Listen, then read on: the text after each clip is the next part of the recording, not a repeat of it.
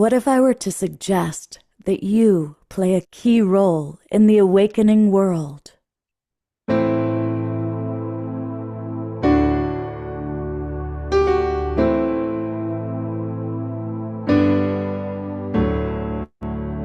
that you are watching this because you have heard the call.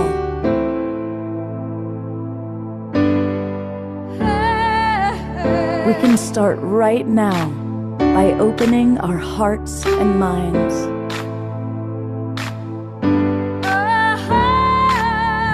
Welcome to the awakening world.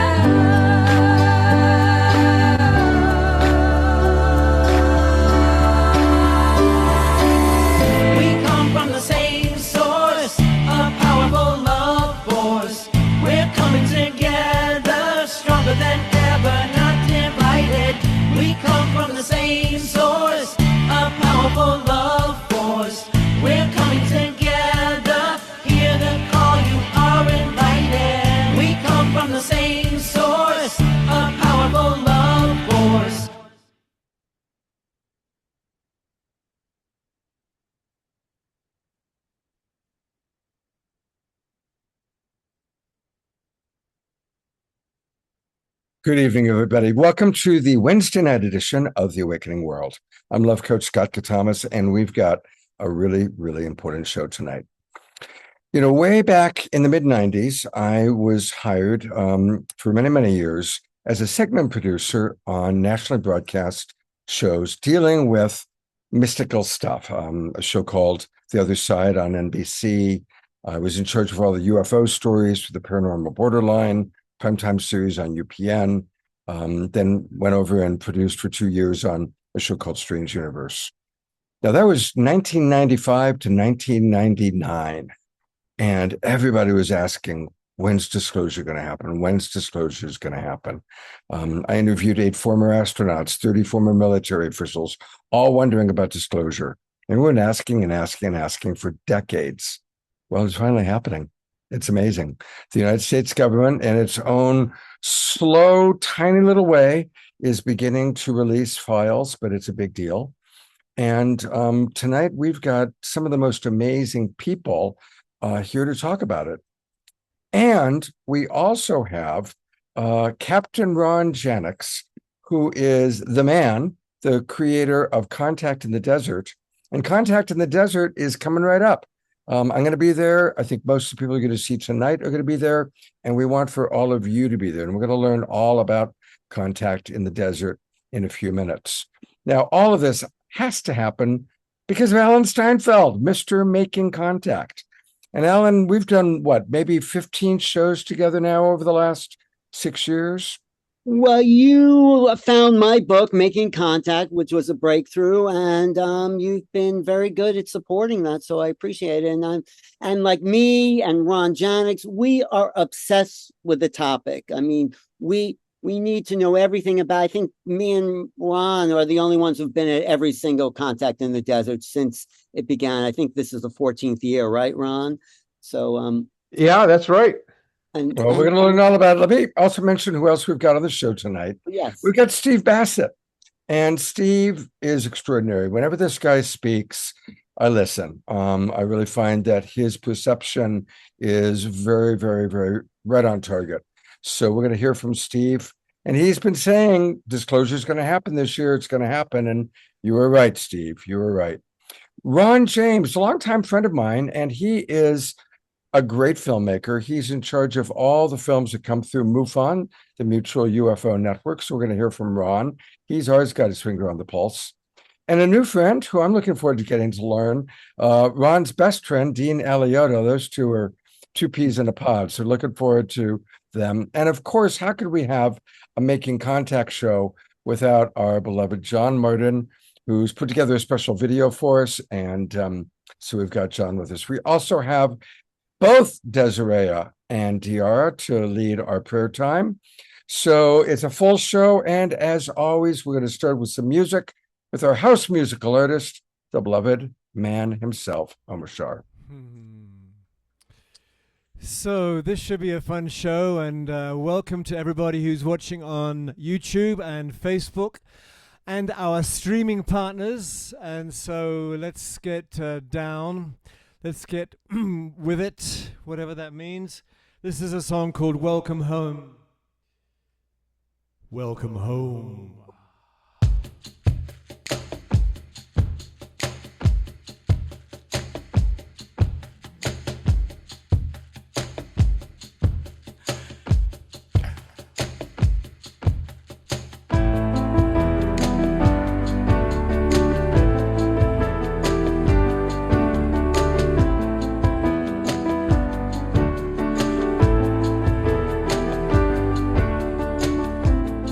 Let me shine a light inside, and I'll show you where your truth resides.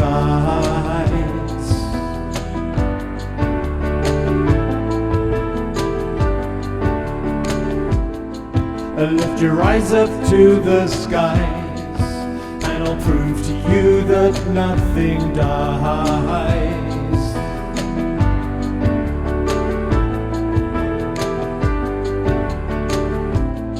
Together we will rise again, and we'll make amends for what we've done.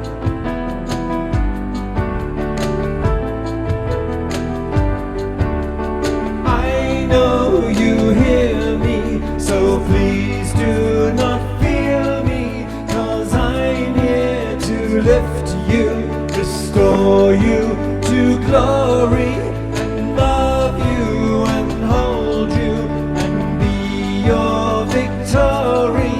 My child, I will welcome you home.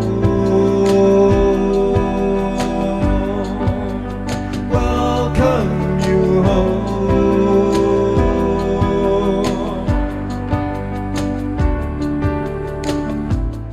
So let me take your hands in mine. As I look at you, your spirit shines.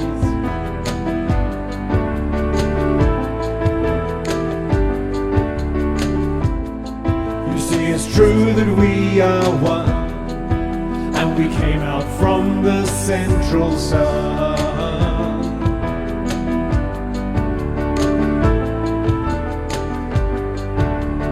I know you hear me, so please do not fear me, 'cause I'm here to lift you, restore you to glory, and love you and hold you and be your victory. My child, I will welcome you home.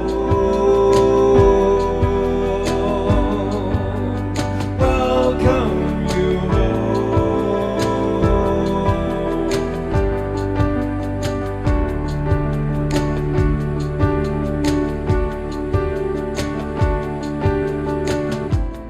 So when you take a different view and you dream awake, breathe out the new.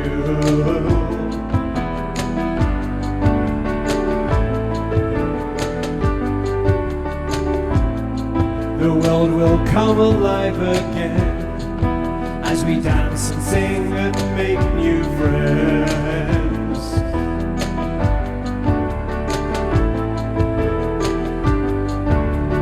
I know you hear me, so please do not fear me, 'cause I'm here to lift you, restore you to glory, and love you and hold you and be your victory.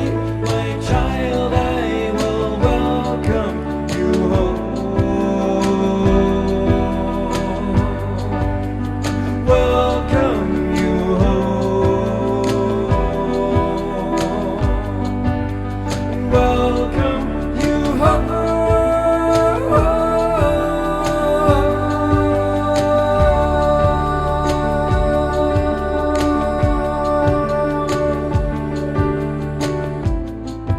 Let me shine a light inside.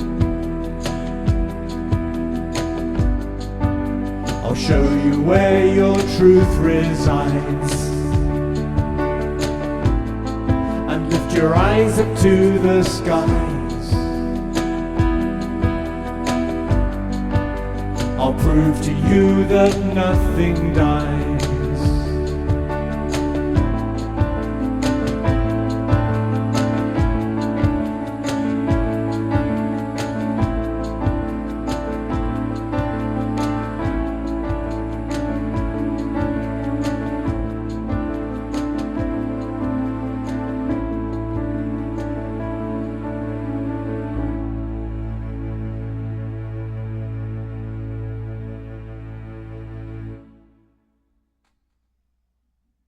Thank you, beloved Omashar.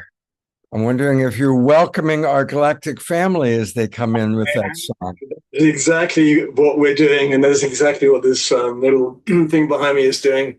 Welcoming everybody back into our reality. They never left in the first place, but hey, thank you. Thank you, Omashar, and thank you, Desiree, for the bright light that you are. And thank you, Alan Steinfeld, because you're who first introduced us to Desiree. So she's now become like a big part of the show. Thank you very much. Well, that's our job, John, Scott, to find. I'm Scott. I'm Scott. Right. Right. That's our job, to find the people that showing up for us, like our first guest here tonight. Absolutely. And again, everybody, make your plans if you haven't already. And if you're planning on coming, pop it in the chat box. But we are previewing Contact in the Desert. It is the #1 gathering for anybody interested in this work, in this extraordinary thing. And what an amazing time to have it. I like that, the Coachella of UFOs. And that's really where it is. It's in Southern California. And all of the leading people who are researchers or abductees or experiencers are going to be there. And of course, all the people you're going to see tonight, Alan, myself, and all of our presenters. But most of all, we've got Captain Ron. Captain Ron, welcome back. This is our second year now hosting you and premiering your show. Tell us a little bit about this year's show. What are you excited about? Yeah, I appreciate it, Scott. Thank you so much. Well, we try to mix it up a little bit each year. We try to change out some speakers. Not that there was anything wrong with the previous speakers. It's just we can't do the same show every year. So we want to mix it up a little bit. So the exciting thing for me this year is that we have Jacques Vallée. I mean, just about as big of a name in our community and a legend as you can get. So it's going to be a real honor to have him there. I'm very curious. He's doing a workshop on Saturday with Dr. Eric Davis. And the way they described it to us, what they were going to talk about was things that couldn't be told.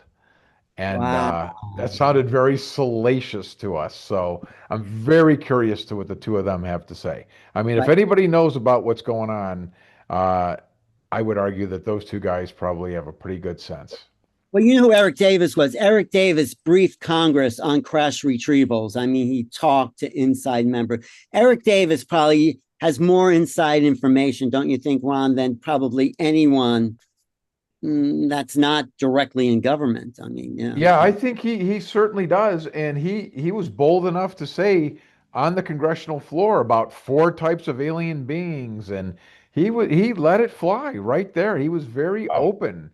And I found that incredible. So it'd be fun to hear about that experience as well, directly from him. Well, I was just going to say, what's so amazing about this year, Ron, is that you've scheduled 3 or 4 great things at once that I want to go to. It's impossible to see it all because there's so much to see every hour. There's Whitley Strieber and George Knapp and Yvonne Smith. And I mean, just great people and panel discussions. And I want to see it all because this is my research center. So, Scott, what were you going to say, Scott? Well, I was going to say, since we're talking about who's going to be there, let's take a look. I'm going to kind of scroll through the speakers. Sure. And I'm going to scroll slowly. And definitely if there's someone you really want to mention, I mean, we're of course starting with some of the most famous, George Norrie. There's Jacques Vallée and Dr. Eric Davis that we were just talking about. I had George Knapp back in the day when I was doing those shows I talked about. George was one of our regulars who we would have on. He's been doing it for so long out of Las Vegas. I just want to say Jacques Vallée is the godfather of UFO research. He goes back to the 1950s. He was J. Allen Hynek's protege, and there's no one who's more integrated. And you know what Jacques Vallée says? I still don't know what UFOs are. He says that. He says that. Yeah. And no, but that's what's so great about this conference. I think that's the right answer. I don't like when people tell me they know what it is, because I Right. think, really, do you? I think that strengthens his position. But that's what's so good about people coming together. Go ahead. Human beings want to simplify everything. If somebody said, what does a human being look like? What is a human being? There's 8 billion of us. So there's 8 billion humans on one planet that all kind of came out of Lucy. God knows in an infinite sky how many species there are and how unique. How can we try and put a label on it? And that's the thing. I think there's going to be such a massive cognitive dissonance as this comes out, as people realize that so much of what they believed, whether they had a strong religious belief or a strong historical belief, it's all going to get blown wide open. And hopefully a lot of people will be willing to just open their minds and go, okay, I don't know anything. Right. But unfortunately, there's going to be a lot of people who say, no, this is the truth. They're demons. They're here to save us. They're good guys. They're bad guys. But that's what's so good about this conference. It brings community people together. Each one has a kind of perspective on it. It gives us a chance to talk, compare notes, and not go to the old dogmas, but let's create like a new thesis about what's really going on here, because all the pieces are here. We just have to assemble it. So let's say we get Big D disclosure and they say that these 4 different alien types that they've named comes out, that Hal Puthoff has referenced, as well as Dr. Eric Davis. And there's these 4 things. It's just going to open it up for more, because as Scott brilliantly just mentioned, it's so vast. Those 4 are probably going to tell us each about 20 more. And then there's even more we don't know. But the angle I like to look at is not just more species. What's their psyche like? How do their consciousness, which is telepathic, which merges with the ships, which can bend time and space, how is that going to affect us? There's something they know, and we're equal to them, as I feel, as far as consciousness. We don't have the upgraded sense of how to use our mind. My favorite quote by John Mack is UFOs are like an outreach program from the cosmos for the consciously impaired. We are the consciously impaired. So that's what is happening, a shift of reality. Don't you think? We clearly do not have enough of a grip on our consciousness, an understanding deep enough yet, which they may have. Hopefully. I mean, you would have to think that their level of consciousness, I imagine, for the most part, is so much greater than ours, because of their, the technology has to go hand in hand in consciousness. I want to continue to go through your speakers, and then we've got a question for you from Dr. Laura. But let's take a look at the amazing speakers you've got. Jimmy Church, who's a blast. Danny Sheehan, who's been on this show. He's on the show usually twice a year. We love Danny. He's amazing. Now, I do not know who Dr. Beatrice is. Somebody want to? Oh my God, she's fantastic. She's from Stockholm, Sweden, and she has looked at old plates of photographs of the atmosphere in the sky, and noticed that some stars that were there, or points of light that should be there, are suddenly missing. And some just pop on briefly in one photograph and then they're gone. And so she's looking at, well, what's causing that? And how did this happen? So she's got some really remarkable research that she's going to be talking about with regards to this. I think it's incredible. Right. Oh, that's a really fun angle. Thank you for that. All right. Back to that last picture, Diane Hennessy, who is the person behind the telepathy tapes. She's the one who found that non-verbal autistics are telepathic, and they did the whole telepathy tape series based on her work. And she really comes from a neurophysics background, but is also a mystic. So she's an important player, isn't she, Ron? She is. My personal favorite speaker is her, and she's going to do a talk about how they've now discovered that these autistic savant non-speakers, they've discovered they have elevated levels of DMT in their system. And they're trying to figure out how that ties in to how they have these other abilities. They have heightened levels of DMT. That's a remarkable new discovery. That's amazing. I didn't know that. That's fantastic. She's going to talk specifically about that on her lecture. It's going to be great. That is great. Okay, who else do we have? We had a family of from the telepathy tapes that Desiree brought a couple of weeks ago. It was a great show. Okay, continuing on with our speakers. Whitley Strieber, of course. Whitley's been on the show many, many times. Avi Loeb, who became very famous publicly with the whole 3-Eye Atlas. And now I don't know who Chris Ramsey is. Well, Chris Ramsey has a podcast. Oh, go ahead.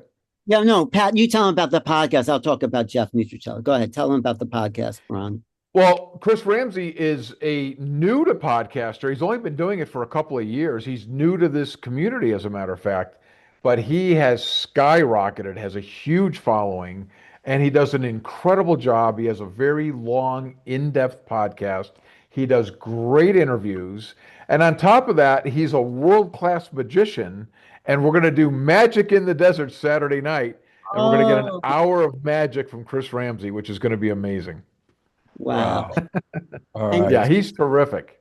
The other guy up there, Jeff Nutricelli, was an Air Force military guy who testified in front of Congress and the world about seeing this red triangle craft over a military base. And talking about Vandenberg Bay. Over Vandenberg. I remember him. I remember him now when he was in front of the Congress. Right. Right. And Chris now here, look at these. But Chris Bledsoe, he, John Martin, who's on our show tonight, he and Chris are very similar in their energy and their relationship. And I haven't met Chris yet, so I'm definitely looking forward to going to see him. He is as nice and genuine and real of a guy that you will meet. He's got that Southern charm. He could not be nicer. He's a wonderful man. And, he'll do a Skywatch with us Sunday night. And he's got a lot of interesting things to say about the experiences that happened on his property.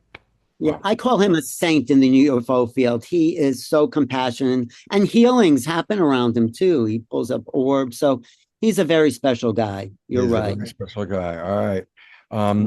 And the hits just keep on coming. Look at all these people. There's Paul Hynek, Alan Hynek, and I love Carolyn Corey. Her films are terrific. She's been on the show mahany times. We're debuting her brand new Superhuman 2 at Contact in the Desert. And it's remarkable. The Dahlia, who was up above there, and Dr. Diane Hennessy are in that film, and they talk about the mind sight. They're able to get some of these blind people to perceive, I don't want to say see, but they can now see through their mind, even though they're born blind, even though they don't have eyeballs, literally. She has got them to be able to see. And they showcase this in Caroline's new movie, Superhuman 2, and it's amazing. It's fantastic. I saw this guy who doesn't have eyeballs actually see in front of him. I was with Dahlia. It's like, wow, how is that possible? If that's possible for him, what's possible for all of us? That's what Diane's work is so important. That's why it's so important. One funny tidbit, just as an interjection, this guy, the one you're talking about, Alan, when he looks at a computer screen, he literally, he can't judge distance, so he can't see what's on the screen. And when he looks at a computer, he literally sees the internal components. Wow. Because he's seeing and perceiving in that way. It's 100% true. It's incredible. All right. Well, this is like really fun. It's like all your all-stars. Well, there's Stephen Bassett, who's in the Zoom room with us right now. Speaking of all-stars, there's one, Stephen Bassett, who knows more about this topic than anyone and stays on top of it by reading each and every article written anywhere in the world on a daily basis. It's fantastic. I just want to call out Hakeem Isler, who's the founder of the Psy Games, which is another fantastic gathering happening July 30th in Charlotte, North Carolina. He's putting together friendly competitions of remote viewing, telekinesis, psychic phenomena. He's a fantastic innovator. He'll be there. And Sarah Bruxman, you brought her onto our show when we were at in Las Vegas for Stairway to the Stars. Yes, she's a great fun. past life. Yes. Who else we have here? Now, Dr. Riz, that guy, his whole thing about, is this all just a program?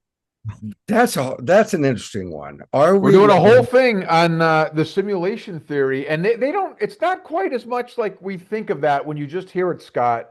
I thought, wait, do we live in a hard drive of an alien somewhere on their desk?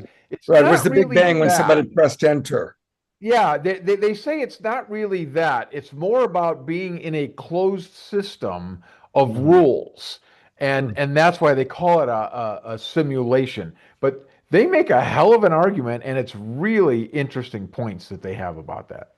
Yeah. No, he's fascinating. So I definitely want to go to what he has to say. And then Deep Prasad, he was one of my favorite people at Conscious Life Expo. And I know you've gotten to know him, haven't you, Alan? Yeah, well, he's a scientist who's studying quantum physics, quantum structures and satellites, but he's also an experiencer. And he says his ET contact changed his view of science and brought him much deeper into our understanding artificial intelligence, developing new systems.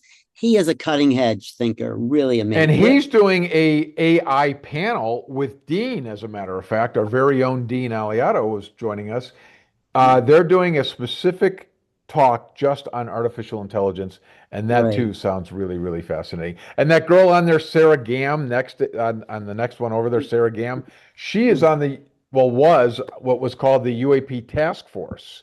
Oh. And we just had her on our Beyond Contact podcast, and she was talking about what it was like to get to see a lot of these videos, and she's not allowed to talk about them, and how difficult that is for her, but she has a lot of inside knowledge as being part of that. So she's a very interesting person and an up and comer in this world as well. You know, and the hits just keep on coming. I'm gonna continue scrolling because we've got Smith is one of the old time abduction regressionists. There's JJ and Desiree. Alexis Brooks is a great researcher. There's Dean, who's on a show, and Brad Olson, and the Crystal Skull itself will be there, Mitchell Hedges. So that's a whole experience. Like Greg Bishop's work. There is Ron James. He's with us tonight. Ronnie James right there. Absolutely. Yeah. I mean, we could do it. Look at Mr. Alan Steinfeld right there. This is, you know, it's just a great lineup top to bottom. It's going to be a lot of fun. Filmmakers. Yes. All right. I didn't want to cut you guys off. We want to go to Steve. I don't want to. We're going to go to Steve in a moment, but there is a question there's so many questions, and we're going to save most of them for our roundtable conversation. But Dr. Laura has a great one, since we're talking about contact in the desert. At previous Contact in the Desert conferences, have the UFOs shown up, and have people seen them? Well, people absolutely allegedly have seen them. Contact in the Desert used to take place out in Joshua Tree in the desert, and they did sky watches there as well. And Alan, were you part of that? Did you get to see? I was. I actually have to say, even though he's not my favorite UFO, when I was with Stephen Greer, we meditated, and then all over the stage, I saw this green bursting orb. It's like, wow. I mean, so there were things actually in Joshua Tree is a kind of central location. But Chris, I heard last year, Chris Bledsoe had. Absolutely. I've heard that as well, that some people did see stuff last year, and he's going to do it again this year, Sunday night. So hopefully we'll get some action. All right. Well, we're going to bring up Mr. Bassett. And, Captain Ron kind of alluded to it, but it's really real. This guy studies every newspaper and tracks it all. He's like the walking Wikipedia of what's going on in this field. So it's always great to have you on the show, Steve. And tonight we are going to be supporting Steve. But what do you have to say about these last few weeks? Yeah. Okay, first of all, I need to clarify here. I am not the most knowledgeable person in this field, not by a long shot. I'm also not a researcher per se. Um, I am an activist, which is obsessed activist, and with a relatively simple goal, and that's to prove everything aspect of what's happening, or clearly be able to state all the history, but to do what is necessary to get a particular goal. And one of the ways that I contribute is tracking the media and chronicling it and putting the links up to it so you can very easily go and find it. So on my website, paradigmresearchgroup.org, I have a media archive that I've been working on since 2006. Almost all the articles are linked to stuff on the net. Some were not on the net, but I was able to make copies. There are thousands of articles going back before like 1995, 90, which are sitting in archives, sitting in microfiche in the offices of the newspapers and what have you. The total number of articles written on the subject is probably up in the 50 to 60,000 range, and that's just English language press. So, but since I started putting those articles in, I'm up to 19,000, 18,000.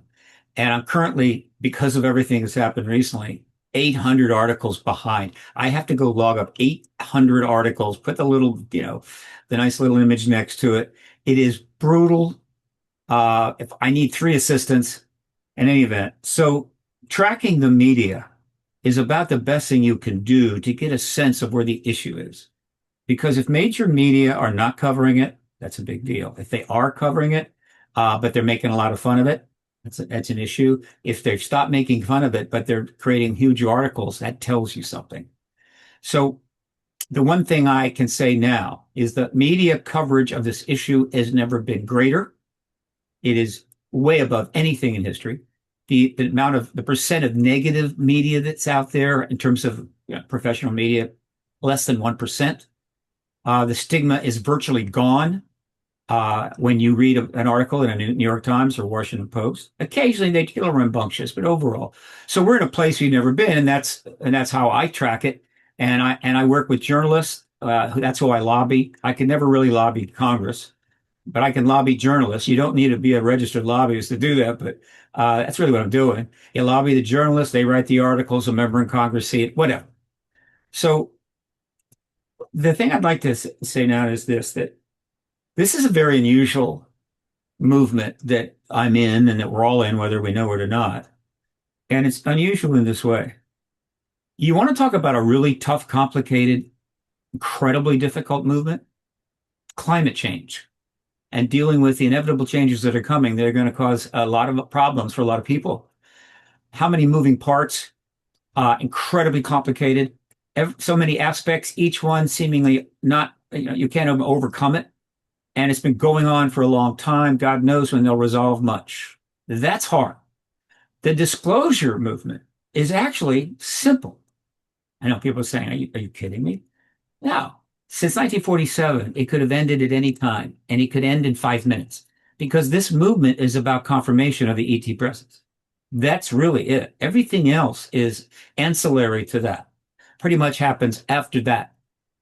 So the massive change requires only really one thing: not knowing what they have for breakfast, right?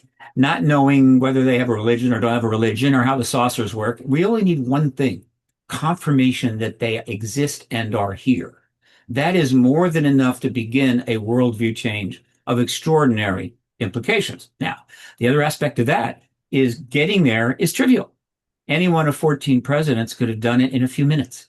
They simply step into the Oval Office or in front of some press, but something formal, and simply confirm it. Yeah, I've talked with my defense and intelligence people, and they have confirmed that what you've been hearing is true.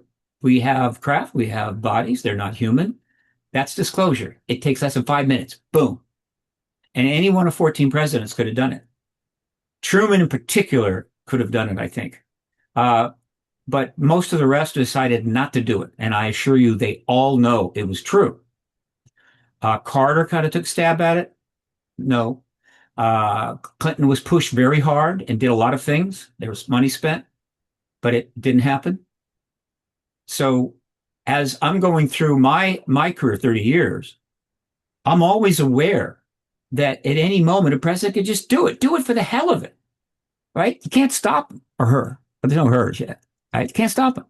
What are you going to do? Tackle him as he's walking into the Oval Office? No. So it could have happened. And for that reason, as an activist, if something is that simple that gets you the goal, right? A hell of a lot more complicated than, say, getting a Civil Rights Act passed. Then you're always leaning into it. You're always talking about how it's positive. There's things happening because you want to send a message to the president and others around him or her that, yeah, it's not hard. Just do it. So, but as it happens, they didn't. And so I developed a reputation as being the activist who cried wolf, cried disclosure over and over again. People are getting a little weary of that, and I get that. Okay, I understand. I appreciate it. I confess. But that's not what's going on now. All right, what's going on now is something entirely different. In other words, the policy that supports maintaining that truth embargo and had to be there. I mean, it couldn't be that there was no policy and no support for not doing it within the military intelligence structures, right? No support whatsoever. And a president would just come out and do it. No, that's not the way it was. It's a very big, a managed program that sits behind a president that has kind of made it kind of difficult. I call that the truth embargo. And it has managers and policy, and it's deep and wide and so forth. Doesn't mean the president can't still do it. It's still an easy thing to do.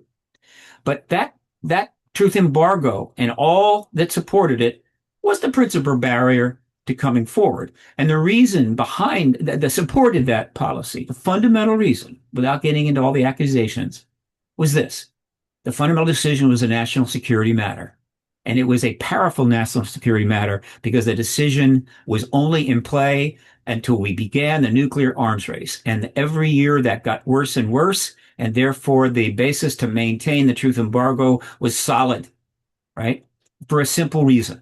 If you're not sure what an incredibly and profound announcement or maneuver by the government could do and affect governments, people, and so forth, and possibly trigger a nuclear war, you're going to err on the side of don't do it. I get that. I understand. I'm not really that angry about it. So the truth embargo is the glue that keeps it together, and it is falling apart. It is collapsing in real time. It's bleeding out everywhere. Dams are breaking, whatever. It's amazing. You can't even keep up with it. In the last 9 years, it's generated what is over now 10,000 mainstream media articles, pretty much being driven by the fact that this thing is collapsing. And everything that happens generates more news, and that generates more collapse. And so it's an escalating avalanche rolling down the mountain, heading for disclosure. There is no question about that. It's unprecedented. And that's why I can say with confidence, and I can give you 2 hours why I'm not going to do that, is that it could happen tomorrow. There is no fundamental real basis for the president to be prevented from going out tomorrow and doing it, or any number of other heads of state. It will not be a shock. It will be received well. Many people will not be huge number of people won't be surprised. The polling numbers worldwide are amazing. And there may not be an issue of consequence that has the polling numbers as good as what you have on our. Or is this phenomena real? Is it non-human and so forth? So that's where we are. It could happen at any time. Now, what's preventing it from happening tomorrow? What the principal obstacle there is that coincidentally, we have entered into a time of enormous risk. The Iran situation is probably the most dangerous non-world war we have had.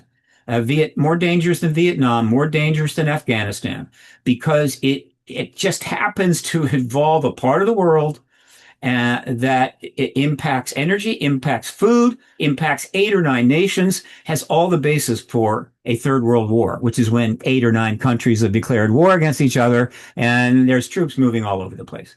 It's that dangerous. Everybody understands this. There are very people that don't think that. So let me say, matter of factly, that if that didn't develop, if there was no Iran thing, and we were just dealing with the other stuff, blowing up a couple of boats in the Caribbean, maybe snatching a leader, we would have had disclosure already. But what has happened in Iran is what is the block right now. However, the fact is, in spite of that, it hasn't happened. But in spite of that, the people involved in that program, the people that support that particular action by the United States, as well as people of the most partisan politics, have refused to let go. And so as all that's happening, you've got people in Congress going out in front of cameras every week and saying, we want the files, or extraterrestrials are definitely here. We have the crash vehicles, and stuff is coming out. Some is coming out here. And so they can't stop it. And the number of members of Congress that have actually said almost deliberately or almost completely or partially that we're not alone is now up around 9, 10, 12. And then you've got other developments. And so this issue continues to move forward against whatever is happening in the world. And so if the Iran war situation gets better, it could open it up immediately. So I'm expecting disclosure this year, and it could happen tomorrow. But there is one other a caveat, not caveat, but point. Even though the Iran war is clearly making it a little more difficult for that particular action to take place, so then in a sense it's a negative, but it's also a positive. Because I assure you, there are a number of people in the administration, and I can talk about that at length, that have understand that this particular action by the president would be a palliative with respect to everything else that's going on. In other words, it is a universal positive. It will be difficult to find anybody that throws their hands up in the air and starts running down the hall. You will have enormous response to this. It will galvanize massive media. You will have people going out and marching, not to protest, but to celebrate.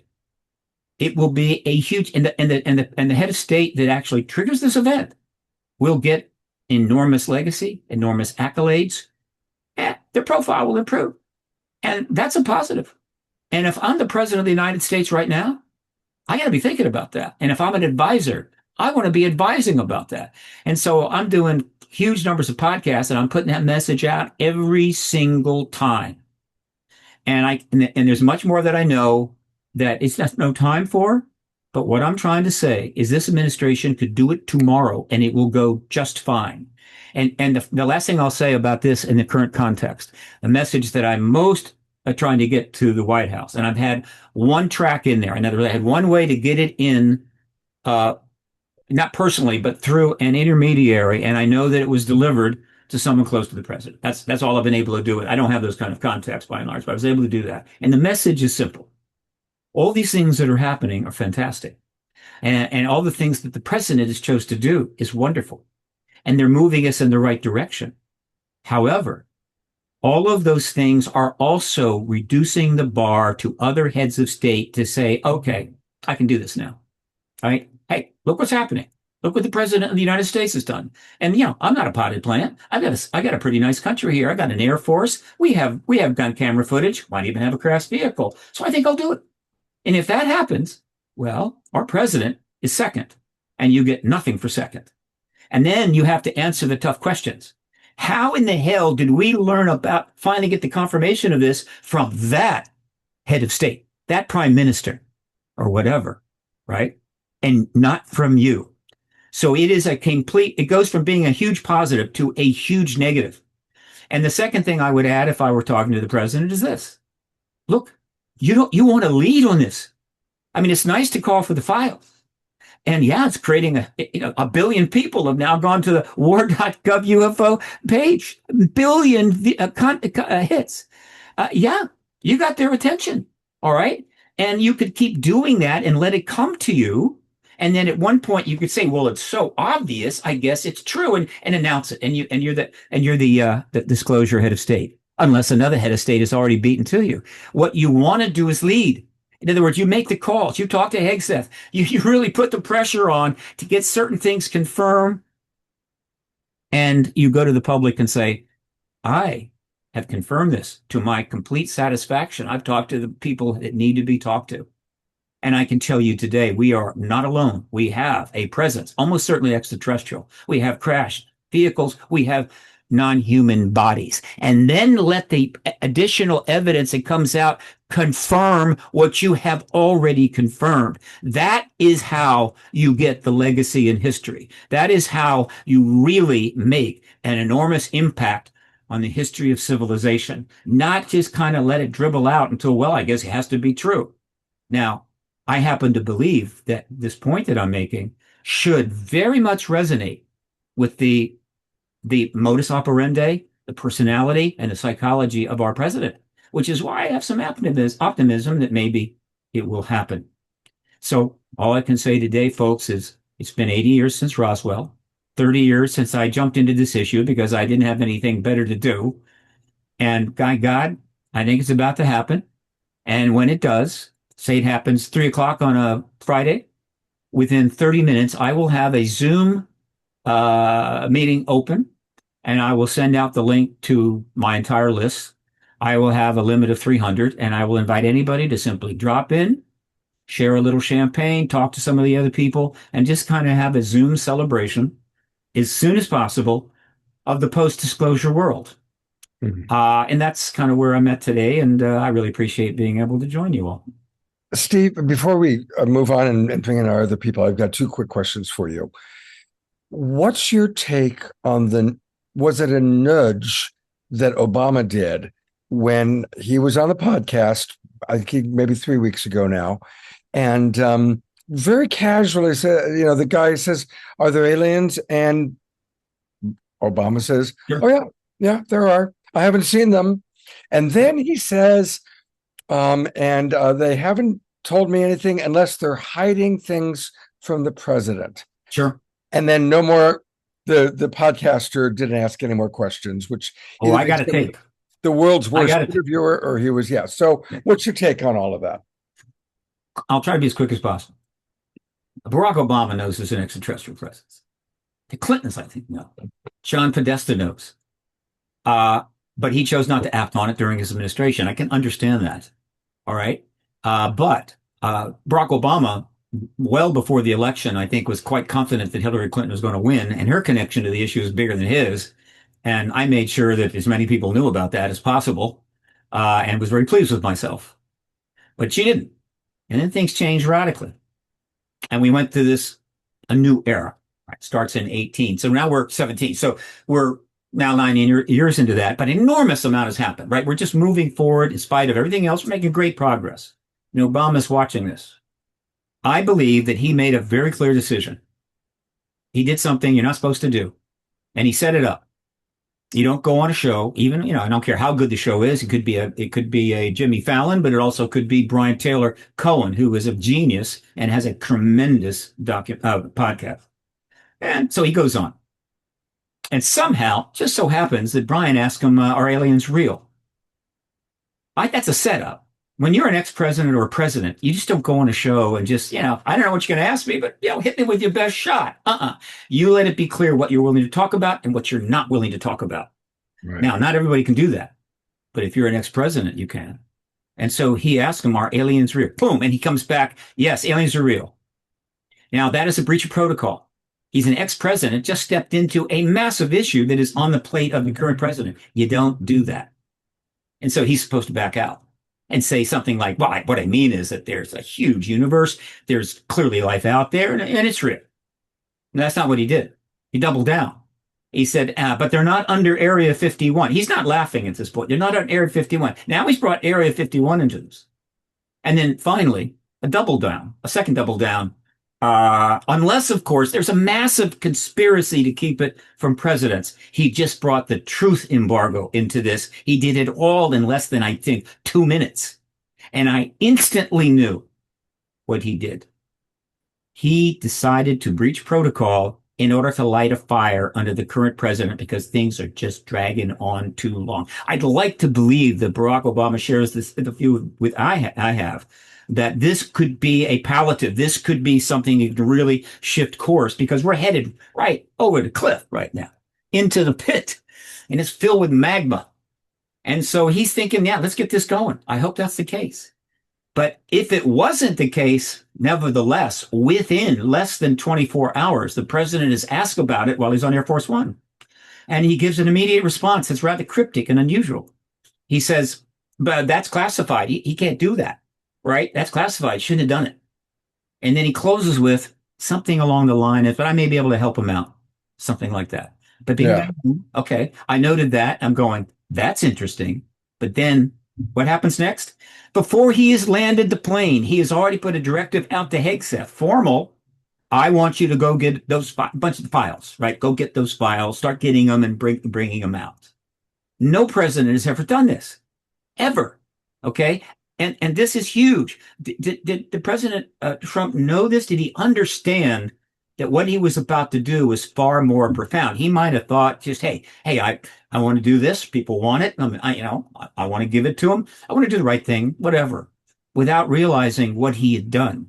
When he made that directive to Hegseth, and Hegseth, of course, carried it out, and it became known, he just licensed every single editor and publisher of every print media, every producer of every news shows in the world, certainly English language, that this is now a story. You can cover this as much as you want. Put some reporters on it, do this, do that, start interviewing it. He just legitimized it at a level it is never seen. And guess what? What happens? Huge numbers of articles. I'm trying to cover them. I got 700 I've got to load in, and they're still pouring out. And then the website that was set up as part of his directive, UFO, war.gov/UFO, immediately exploded with 350 million hits in 7 hours and is now hit 1 billion. And that also licenses the media, the editors, the publishers, and the news producers that I can cover this as much as I want. And that is why you put that together. We could have disclosure like that. And that's correct. And let's hope it happens. Well, Steve, in a sense, people are waking up to the fact there is a presence here. It is in the sky. The government has been lying to us. That's for sure. So I would say, and it's a personal opinion, that we are in soft disclosure. Not a radical. Disclosure is the president, but people are waking up.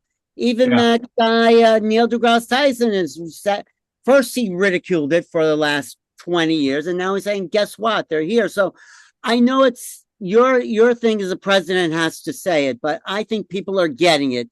There is a presence here, and for me, that's disclosure. I like what one of our people in the audience wrote. Carol Craig wrote, Obama baited him. And Trump is so competitive and inferior to Obama, he had to do it. And you know what?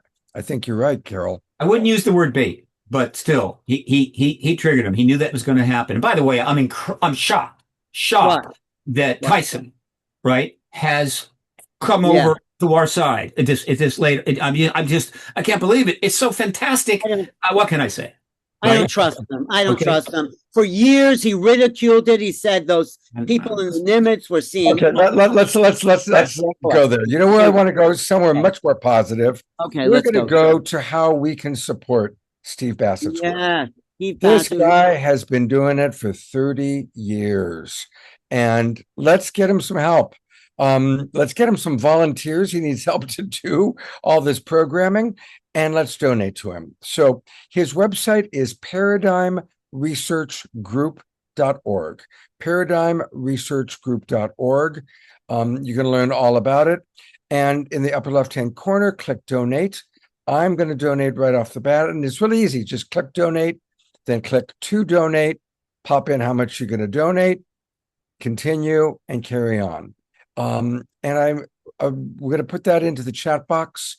Please, everybody, let's really support the incredible work that this man has been doing for 30 years. And now is it. This is the time. So let's please support him. He's selfless. All he thinks about is this movement, doing this. So he needs to be supported because he has no time to work a real job. This is his life. This is his mission. And this is why your work is more important now than ever, Steve. So please support Steve Bassett. Absolutely. There are many organizations that need support without question, right? Some of them have gotten that and will get more. I'm a little bit of an outlier. When I got into this 30 years ago, but just me, right? Uh, I figured out how I could get some attention from the media, particularly the Washington Post, and I did as a first lobbyist and all that. And then I continued forward with an effort to just be an activist. Now, I made some choices back then, which may have been wrong, but one of them was one, I'm not going to put anything I do behind a paywall. I'm not going to sell merchandise. I'm going to simply earn support. Okay.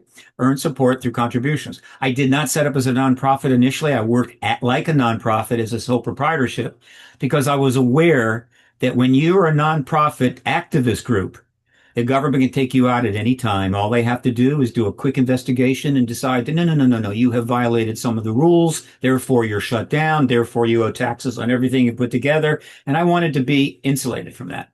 Probably kept that too long. But now, of course, I am a nonprofit. And the other thing is that I underestimated my ability to raise nonprofit funding. I'm missing certain skills there. It's very hard for me to ask for things, which that sounds ridiculous. And so I learned how to just do with little, and that's the path that I took. I answer to no one. I do and say what I want to do. But now that we're getting to the end game, I'm thinking, God, what I could do with this amount and that amount and so forth. Meanwhile, others who starting with some decent money, they're just rocketing forward. God bless them. And I'm kind of getting left behind, and I'd like to get a little more into the game. I can't go back and undo my choices, but I do have some projects I could do, and I don't need massive money. The things I have don't need 800,000, 200,000, 15, $20,000, and I can rock. So that's kind of where I'm at. And obviously I welcome any and all tax deductible support. Right. Let's all do it, everybody. I just donated to Steve, and I hope that you all will too. So again, go to paradigmresearchgroup.org. In the upper left-hand corner, you'll find the donate button. We're going to have Steve and Captain Ron and two other amazing guests. But we're going to take a little break, and we're going to go to John Martin. Because John, you have become one of our favorite people on this show. People literally say, when's John Martin going to be on? When are we going to hear John again? And I always like to say that, John, for me, you are role modeling how to do life, to really speak to your galactic family with so much love and to play music for them. And you're rewarded with this incredible experience every night. So for anybody who doesn't know about John, tell people a little bit about your history, and then I know I've got a video queued up to play. Thanks, Scott. It's a great pleasure to be here. I'm a classically trained musician. I've been playing for over 50 years, and I had dinner with President Carter in Spain, and we discussed UFOs, and it was such a beautiful experience. And I did a mind experiment or a thought experiment. If I combined music and projecting into the universe, like from Close Encounters of the Third Kind, would I have any kind of reaction from the universe? And so I started out on my deck, and I was playing Bach and Ravel and original pieces, flamenco, just, whatever came to mind. And I was projecting love and positive thought into the universe at the same time.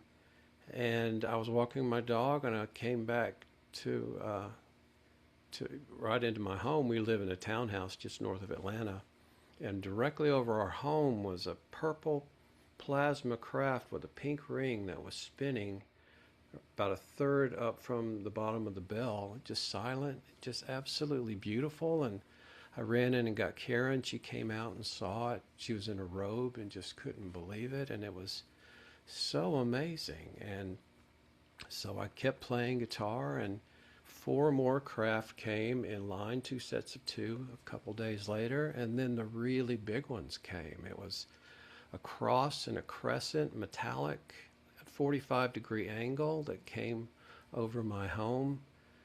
And I was fumbling with my camera, and in my mind, they said, please don't take our picture. We'll give you something you can take a picture of. And a few days later, in my courtyard, this beautiful heart-shaped cloud. I call them aeroglyphs. And these are gifts from our star family. And it's something that's available to all of us. I think that's really what I want to convey here is we have 8 billion fingerprints. Each person is so completely unique. And the universe is so interested in who we are and what we do. And if you share that with our star family, you will be greatly rewarded. And that's what I've done. I've made it a daily practice. I go next door to my little park and I project. I can use my mind and just project into the universe. And all these beautiful craft and entities have come. And it's a beautiful experience. And I think if we all can just have faith in ourselves that what we have to offer the universe is of great value, that I think we could truly save the world from this really disastrous place we're in right now. And that's what I've kind of dedicated the last few years to, Scott. Oh, thank you, John. I'm going to play a short video right now. And then at the very, very, very end of the show, we've got a longer video of John's. But here we go. Let's take a look at some of what John creates and experiences.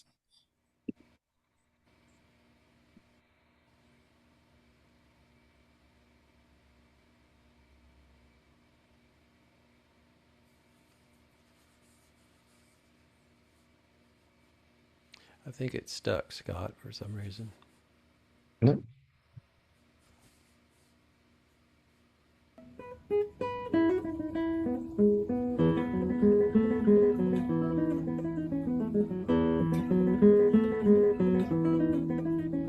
Can you see the video? Yes. Okay, I'm not going to see it here. Thank you for coming to see me. Thank you so much. Thank you, friends. Thank you. So wonderful. Wow.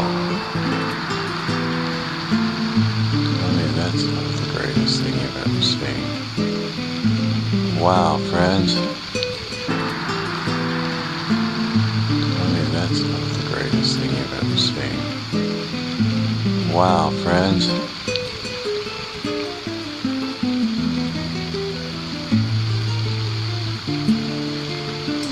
Spectacular.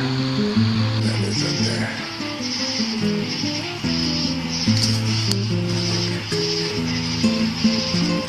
It's a ship. Oh.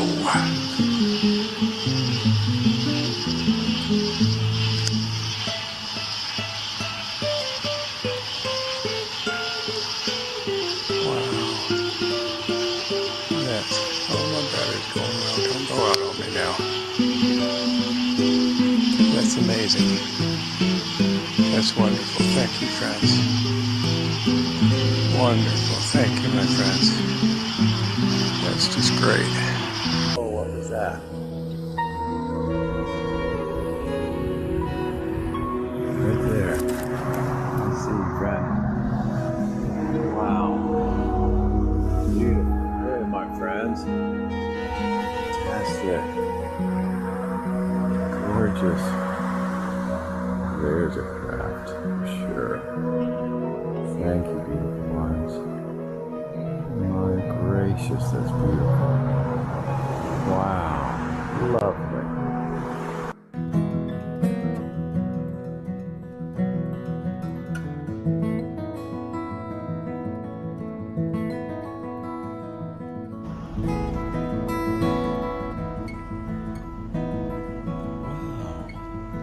Come here, Bo.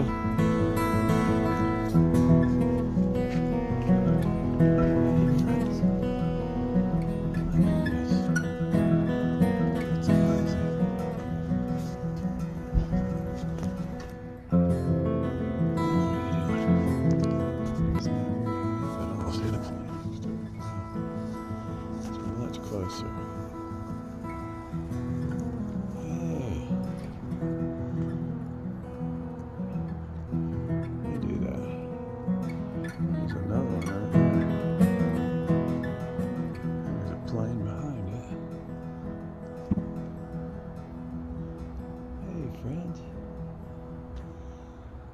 Wow. Hey, beautiful one. It's just truly amazing. Friend. Beautiful.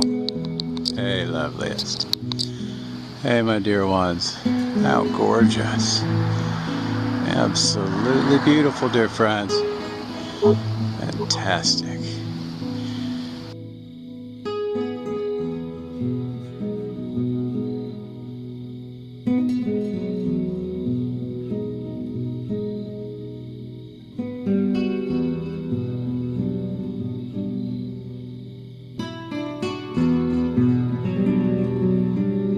Sit your music makes them feel the wonders of how the cosmos responds. I really feel that. And I can feel your frequency, Altair, and you are aligned beautifully with the universe. And that's what happens is you're just naturally aligned with something that's so inspiring and so beautiful and so important and so loving and giving. And it's so amazing, really.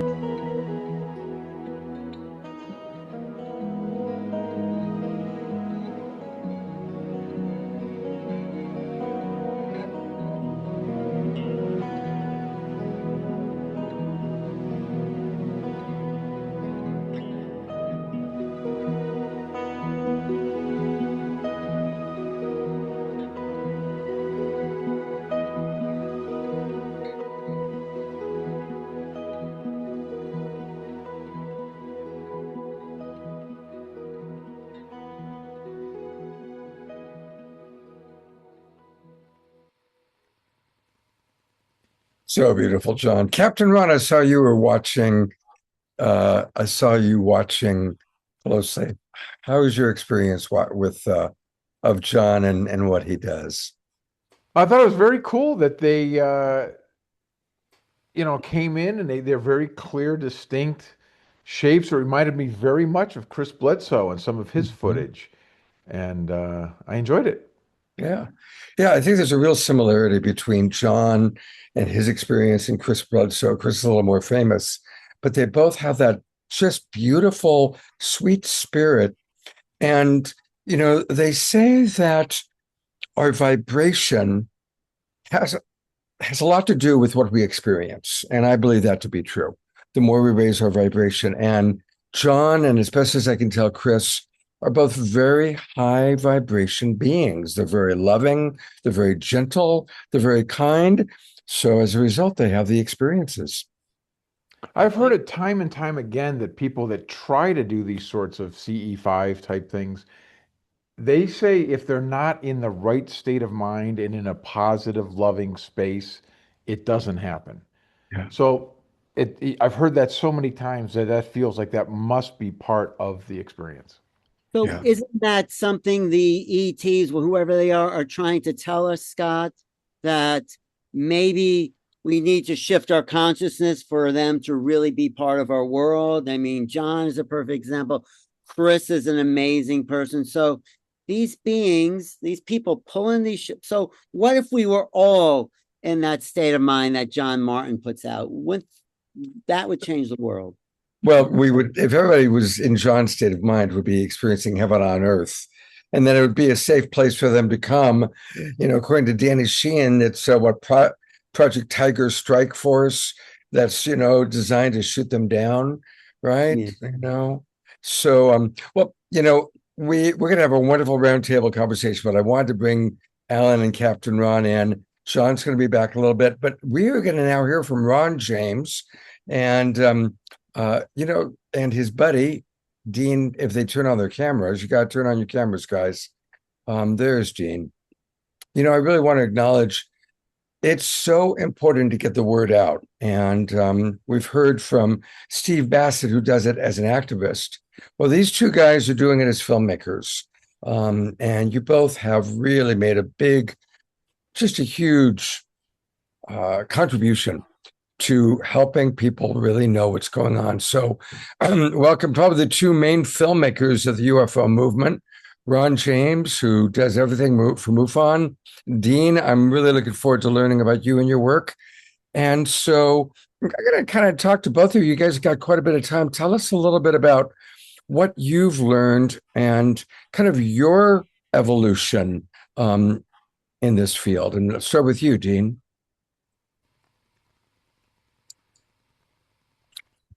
You need to unmute, though. Yeah, there we go. There we go. That's the tough question. What have we learned in this field? I've been kind of a prosumer, armchair prosumer, not an expert my whole life, interested in this. And then the last nearly 10 years, hardcore into it, and doing close to 70 interviews. And what the first thing you learn is you learn what you don't know. And that's pretty vast. You have ideas. It doesn't matter whose books you're reading. If you're reading Jacques Vallée's Dimensions, which was my kind of primer for the longest time, or Alan, Janix's work. I think ultimately what you learn is, as Jacques Vallée says, and Greg Bishop, my buddy, is always saying to me whenever we're talking about things, which is high strangeness. There's a whole editorial curation that goes on with the experiencers telling their story, where some things are a little too fantastical, and they're persuaded not to divulge everything. And so these are the things, like Greg will say, I don't trust a case unless it has something that's a little bit odd, a little bit off, because that gives us the nuance of a personal experience separate from the generic, this happened and this happened, the ship and the lights, and So, but what's been amazing is pulling in voices. For me, I don't necessarily I don't play a big part in the actual production of the films, which with regards to myself, I don't do follow docs. However, I do love follow docs. I love it when someone can take command. I don't feel comfortable being that person because I find that I'm more, for me, I really just want to have people kind of present their stuff, and then I've got to augment it with counter opinions or opinions that underscore what they're saying.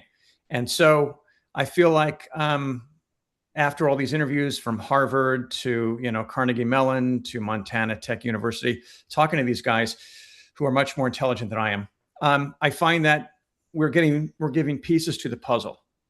And so after nearly a decade, I'm looking at these pieces and I'm going, oh, the puzzle's much bigger than I thought it was. Damn, I thought I had 3 corners put together. And it turns out that no, there's another corner. It doesn't have to be 4 corners. So I'm embracing that. I'm embracing the unknown. But the one thing that I will say is that whatever is happening with the experiencers, this is where the buck stops. It's like right now, I feel like the congressional hearings has been all about talking to the generals and everyone after the beach Normandy has been stormed. The first wave of these people coming in, the boots on the ground people, these are the experiencers. And so I've made 2 other documentaries before, which is The Alien Perspective Part 1 and 2. And this is the 3rd one. And this is all about the experiencers and them telling their story. And so I feel like what's been going on with regards to the hearings has really been showing the elephant's tail, but not the elephant in the room. So I think the experiencers should have a seat at the table at these hearings, and it needs to be done couched in a way that is not too sensationalized, because it's already sensational enough. But my bigger concern, and then I'll shut up and we'll go to Sir Ron James, is this demonizing. We were talking about this a little bit beforehand, this weaponizing of religion and wielding it in strange ways. And now they're wielding it in the phenomenon. And so not that hasn't been done before, but not to the degree that it's being done. It feels like we're being, I don't want to say being set up, but it does feel like this is being branded in a way that's dangerous. And I think the administration is aware of what's going on with that. And the experiencers are freaking out. And that needs to be addressed. And I've talked to them. Yvonne Smith, who is in our documentary, we're working on a campaign to stop that right now, because that's not helpful at all. And that's the last thing we need, is for these experiencers to have to go back in the closet. So that's me. You know, I just want to riff for a moment before we go to Sir Ron. I like that. High strangeness is such an important part of this. And having interviewed a lot of abductees and experiencers for 30 years, those are the common things. The common things is there's always some form of high strangeness, but Joe's high strangeness is different than Ron's, which is different than Dean's. And also this complete change of consciousness. It's a complete, people go into cognitive dissonance, or their whole reality changes, which is temporarily hard and ultimately good. And I think, Whitley Strieber, who's been on the show many times, kind of has been the poster child for that. You know, when he wrote Communion, it was kind of more scary, terrifying. And now he sees that all those things are actually part of his evolution. And so a question to both of you, is that something you've also observed with the experiencers and abductees that you've interviewed? Yeah, well, just to finish off with that, yeah, it absolutely is. And my feeling is, in my new documentary, The Experiencers Full Disclosure, we look into that, and we also look into projecting out what does that look like? What does it look like when the experiencers are given a seat at the table?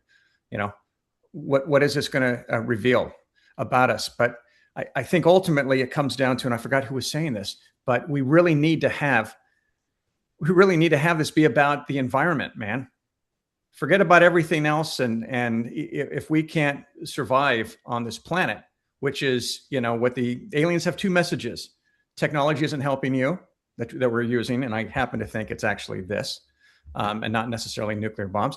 And it's also to do with the planet, that you have to take care of it. And so anyway, that's my take on that. Ron? Beautiful. Sir Ron. Well, there's a lot to unpack there. I want to mention that in the chat, you've got some really bad links in there that aren't working and some incorrect information. So maybe you could lose that bio and put one that they supplied. I don't want to send people to the wrong place. All right. I've been saying for a long time, and Dean's doing some amazing work, and him and I think we're talking just yesterday about this stuff. The experiencers are going to have their day, and it's going to be long overdue. The fact of the matter is, we cannot assemble this puzzle without taking into account the valuable contribution that these stories make. Now, that being said, I have sat in meetings with numerous members of Congress, and I have moved the conversation forward about, there's this whole thing with Roswell, and it's been reverse engineering programs and all the secrecy and all the stuff that a UFO investigator that is a civilian and not bound by secrecy would say to a congressperson. And I've said these things. And I have also witnessed what happens when you start to try to shimmy into the experiencer phenomenon and how it might be valid, and all of the things about, possible genetic programs and abductions and contact with non-human intelligence that is happening to people that are receiving messages. And unfortunately, right now, that is when their eyes glaze over and they're just not ready. Some of them are personally absorbing the information, but I don't think we're going to see a hearing anytime soon where experiencers are telling their stories. I think that it's important that it happens, and it's going to happen probably sooner or later, but I just don't think these guys are ready for it. And frankly, I'm not sure that the world is ready for it. We've spent all of this time kind of priming people for the possibility that our military is involved and knows more about what they're phrasing as some sort of non-human intelligence. They're going to tell us that it's possible there's non-human intelligence. They don't know what it is. And, let's all find out together. And we haven't been reverse engineering anything. We would have told you. And this is what we're getting in the Washington, D.C. version of disclosure. And so the ball is moving very, very slowly. it's up to us and filmmakers like Dean, whose next film comes out very soon. I think the same day as mine on the second, right, Dean? It's focusing on this, and these people are telling similar stories all over the world. And Dean has hit the nail right on the head again when he's talking about the environment. One of the biggest consistent messages that people having these experiences are coming back with is the importance of being good stewards of this planet. And if you look at it from the standpoint of, say, a galactic federation, if such exists, I tend to think that it's quite possible. They're not going to. Earth is a very valuable piece of galactic real estate. It's a prime planet. It's beachfront, and so there are probably many different species and different beings that have different agendas and different hopes and different interests in this floating globe that we all live on. So the experiencers are coming forth with stories. And more importantly, as we outline in my new film that's coming out in a few days, Accidental Truth Next, they're coming now with actual physical things. Experiencers are being literally gifted with physical objects that, when tested, are denying explanation. And we have 3 cases of these in the movie. And so it's almost like, in order to bolster the experiencers' stories, they are now getting things that they could say, yeah, well, take this to a lab. I have some of this right here that came from a very famous UFO case. We outline it in the film. We turned it over to Kirsten Gillibrand's office in Congress. It got tested by Arrow at the same time we were testing stuff. And the results are very, very interesting. They debunked it. Our tests say it's something significant. So who knows? But the bottom line is that there's a lot of people out there that are coming forth with stories, and they're coming forth with physical evidence as well. And that, I think, is a big evolution in the experiencer story. Right. Excellent, Ron. That's good. Ron, please put into the chat box the link that is the best link for us to learn about Accidental Truth and whatever else you want us to know. I apologize for, I guess we put in an old link for you. Well, they had some links to a Reddit column where somebody was actually chewing me out. So, oh, well, we don't want that. We definitely don't want that. I'm sorry. I thought I deleted that, Ron. Jeez, that's embarrassing. Anyway, I do. I was on Vetted one time, and I was talking to, I was reviewing the cases I was going to use in the new film, and Patrick was like, I told him that somebody had given us some pictures that were supposedly a crash flying saucer, and Patrick was like, "Oh, come on, show us." So I held it up, and I didn't say it was a picture of a UFO. I just said it was something that we were given. But the internet was able to quickly debunk it, which I was actually happy that they did. It saved me a lot of work. But yeah, the the Reddit territory and the Twitter territory has become very, very vicious over the years. And ever since the UFO field has always been a little bit rough and tumble. We all know this. But the new generation of people that have entered through social media and everything else, now that this topic gets bigger and bigger, they're twice as mean and they know half as much. And so it's a very interesting landscape out there.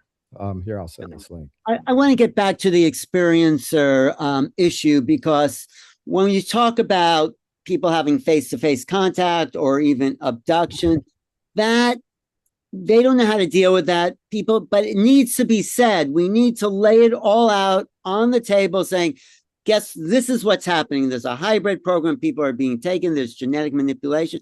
How do we say that in a way that some people can start to hear it? I mean, Dean, we have to make a better case first. Yeah. There's a lot of evidence, literal evidence for these things, like crash retrieval programs and crashes that happened and investigations. There is a very good body of empirical evidence to suggest that it's real. There is far less actual evidence that a skeptic is going to accept to vouch for the different things that you just mentioned. We have stories of people saying that there's these genetic programs, but we don't have any real actual, what a scientist would say, that's very interesting, I'm going to have to look at this. But we have so besides just people giving testimony, there's very little actual evidence that is out there. And that's what you have to do if you're going to roll this out, is you have to say, what can I do? What can I present that will make the biggest skeptic at least take a breath and relook at their skepticism, because anything else just isn't strong enough to come out with. I just want to say, I interviewed someone who talked about missing pregnancies. Like was pregnant with twins, and suddenly there was one fetus that missing. That doesn't prove anything, but it's evidence of something. What do you say, Dean? Well, what's tough is for me in this, like the first two documentaries I did. First of all, I'm serving two masters when I'm making these documentaries, and Ron knows this because his perfectly straddle it. Is you've got the UFO community, you got to hold in one hand, and you have to give them mic drops, and then on the other hand, we're trying to convert to a degree, not convert, but we're trying to. I make the joke that by UFO curious, allow them to be able to go, wait, what? And have a primer and get them going and take the ball and run with it without saying, here is everything spelled out. So the first two documentaries, we start at NASA, and then at the end of it, we end up looking at material. And so that's the nuts and bolts. This one with experiencers, it took me about 3/4 of the way in the documentary before I get into the hybrid program, because there's enough stuff going on. You have to lead people in. And we start out with Harvard professor, Dr. George Church, who was instrumental in CRISPR. He took it from $2 billion to $300 to use it. An amazing mind. And he was willing to talk about this. And so he gets into all that. But in order for people to fully take this in, this is a new paradigm shift. And there's also ontological shock. One of the things that I say to my friends sometimes when they'll, give me, some grief about it, is they'll say, yeah, I want to see, one of these aliens. What's the big deal? I want to see them. And I say, okay, broad daylight, pretty safe. You're out there, you're on your deck, you're kicked back, you're reading a book. Maybe it's a Harlequin romance novel. Don't judge. And you look over at the end of the porch and you see a chimpanzee poke its head out. And he looks at you for a little bit and you're going, this context does not relate to anything that I know of. And then it darts back around the corner and it's gone. How shocking that would be. Now imagine a gray being poking its head around, looking at you, and leaving. You're going to be working, munching on that to say, that didn't happen. I must have been hallucinating, must have been doing this and that. And so people underestimate how dramatic this is for these experiencers and how they get the journey that it takes to get them to a place of having peace with it and realize that it could have been something that they agreed to before they came into this life. Who knows? But it's something that you have to kind of just respect the phenomenon in a way. And you have to respect the people who are going through it. And so our messaging at the end of our film, The Experiencers Full Disclosure, is empathy. You wouldn't say to someone, oh, you were abducted? What color was the van? Was the guy wearing a ski mask? But yet we have no problem going, oh, was it a gray alien, big eyes? Was it a flying saucer or a triangle? It's ridiculous. These people are going through genuine PTSD. And that's when Mac got on board the phenomenon and went, wait, I've combed through their past, and the only thing that's disturbing are these things in their past. And I can see it on a PET scan, whatever. So it's legit. The evidence, as Ron was saying, it's very hard to come by. But if you were doing this as a case like a crime scene, and I worked on crime shows for 20 years, if you have a spouse that's witnessing what's happening in that room going on, that to me is validation. It's triangulation. It's two people. And if you want to, put them in a lie detector, and you're going to see that they're going to pass. Lastly, Travis Walton, do you know how many times he took a lie detector test? 5 times. And guess how many times he passed? 5 times. So for me, I don't really care about Actually, didn't they put him tailpipe. on a national TV show and he failed a lie detector test? The last question. Yeah. Sorry. Anyway, I think this is what we actually have to talk about as a public discussion, that this does happen. What do you think, Captain Ron? I mean, how do you look at this bigger picture of what's going on in the phenomena, with the phenomena? Well, they're talking specifically about the experiencers and what they're dealing with. And I'm very compelled by the people who have told me their first person accounts. I think they're very moving, and it's overlooked how this affects their lives. They often lose their job, lose their spouse, lose whatever. It's extremely traumatic to them, and I think that shouldn't be overlooked. Right. One more thing I want to put out there is that there seems to be a change in consciousness, maybe good, very bad, but I think the phenomenon is trying to somehow wake us up to a broader way of looking at ourselves, not as victims, but as a part of a greater reality. There seems to be that element here. And I don't know. What do you? Well, John Martin, what do you think? I mean, you've done it yourself. You've changed your consciousness. I think we have to take agency over the experience and know that we deserve to share ourselves with the universe. And when you do that, I've never had any terrible experiences. I've had thousands of interactions with our star family, and it's a beautiful experience. And we just have to be open to it, and you have to make it a part of your daily experience. When I'm outside, I talk to our star family. I tell them about what's going on in my life, and good things and difficult things. Believe me, I've had some really tough stuff I've dealt with. I was dealing with a really difficult issue at one point, and they made this beautiful heart cloud with a little piece taken out of the side. That's in the video at the end. You'll see it. And that was just a showing of empathy from our star family, that they understand this is a challenge to live in this very, very difficult third dimension that we all are kind of trapped in at the moment. But I think we can ascend if enough of us make the effort to try, really. I just have a quick question for Steve Bassett. I know, Steve, where this is a further conversation down the line. When do we get to the experiencer question once disclosure happens, in your opinion? Unmute. Look, the disclosure, capital D disclosure, will liberate the contactees, finally. But until then, it's limited, because disclosure is a political act, political decision from the president.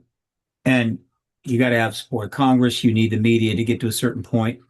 If you all these hundreds and hundreds of articles I've logged in the last year, thousands actually, almost none deal with contact, or certainly induction. There's a lot of the media and the politicians, they can't absorb that. I think they kind of know what's out there, but to the extent that it's out there, while they do what they're doing and get to where we have to go, that is what they want. And I'm afraid that's just a real politique. Now, when the president discloses, contactees will immediately start getting attention, enormous amounts of attention, because the entire world is told there are ETs here. And there are these people that said they've had contact with ETs.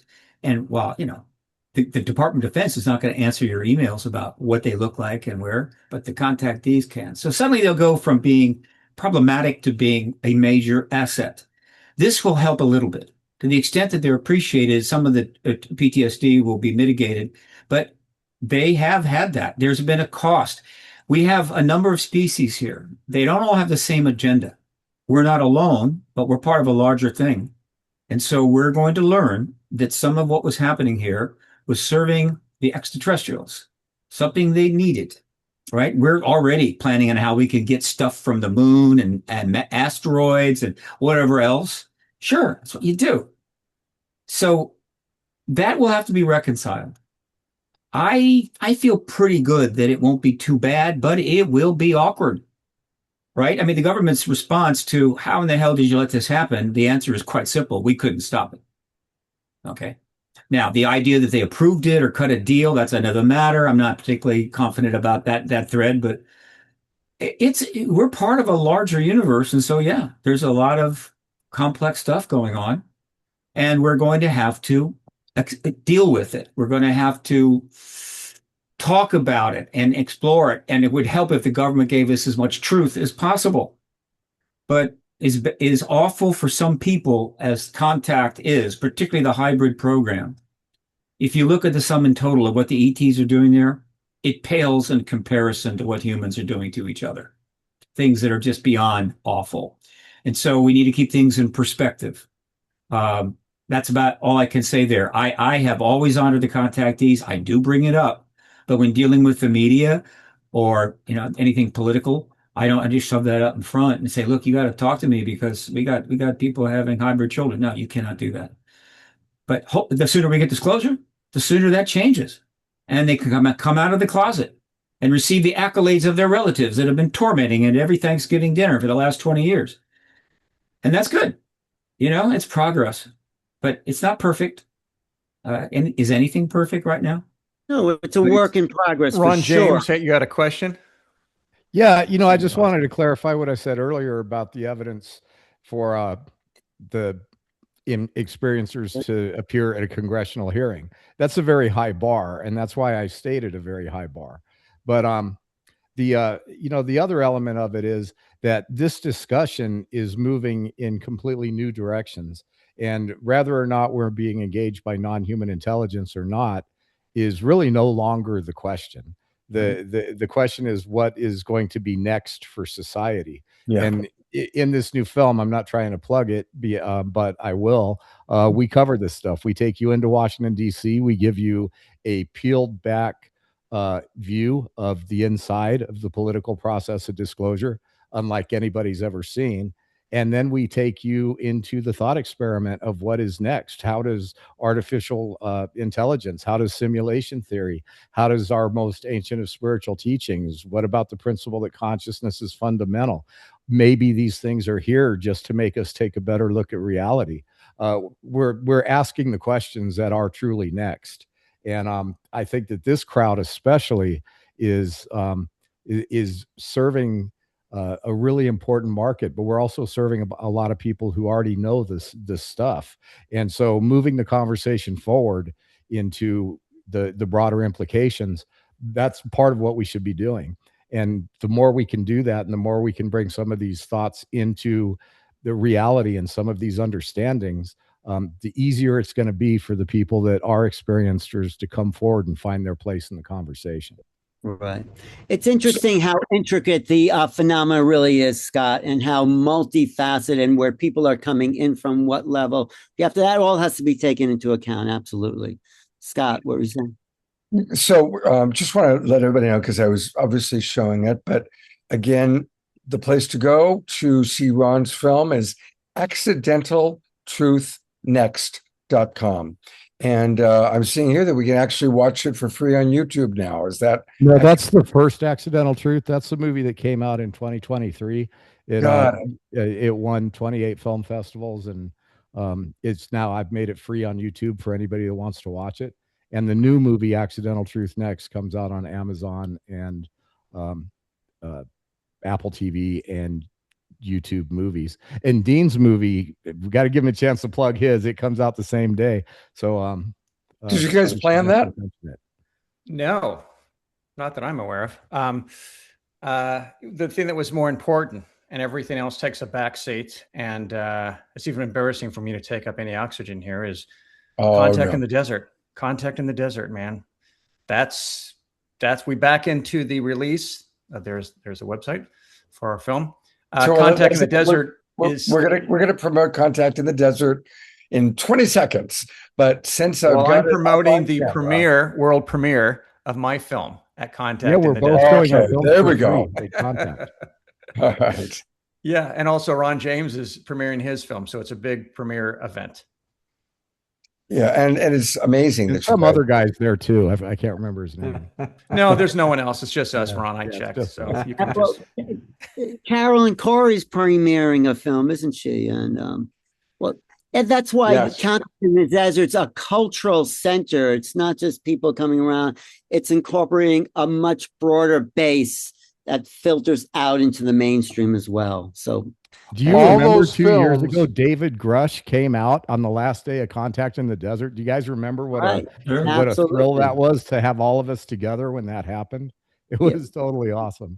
So cool. What were you saying, Ron? On June 2nd, all those films drop.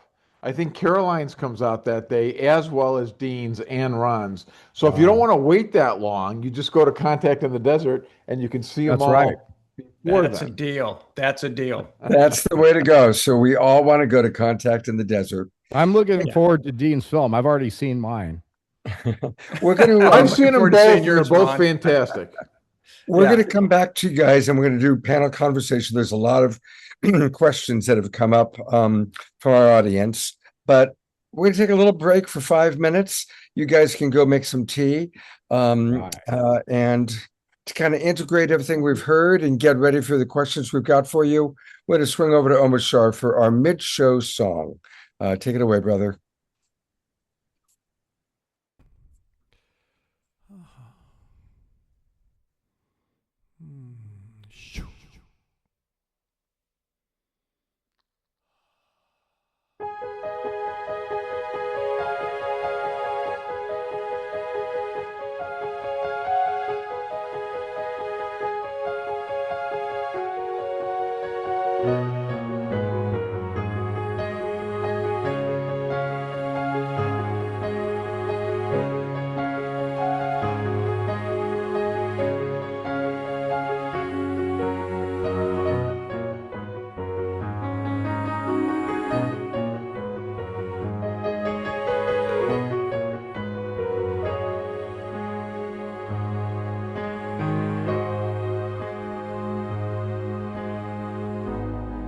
This tale I tell, it has no ending.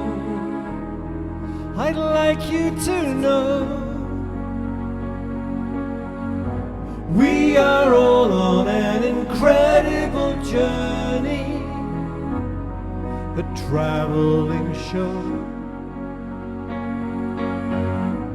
I've been looking at you in your homeland, watching you grow, weaving light into creation, a heavenly glow. I have been inside you for so long, I will be with you forever. Come with me, let's spiral through the stars.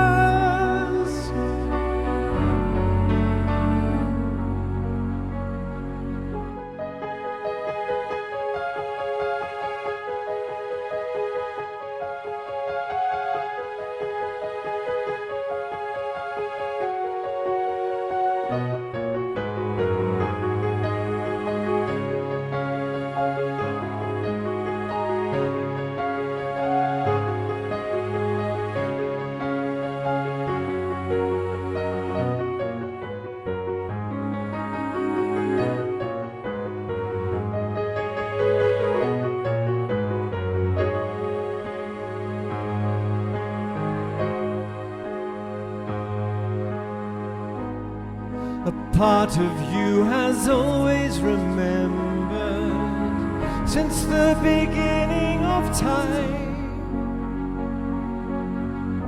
Through your hearts you felt my presence, a knowing sublime. I've been guiding you beyond your perception, forever your friend. Take some time and get to know me, I'll welcome you home.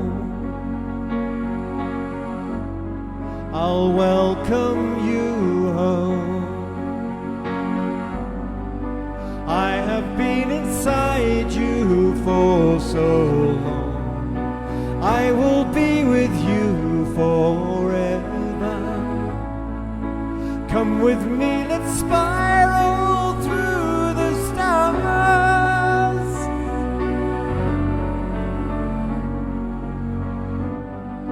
We have been inside you for so long, we will be with you forever. We'll come with you and spiral through the stars.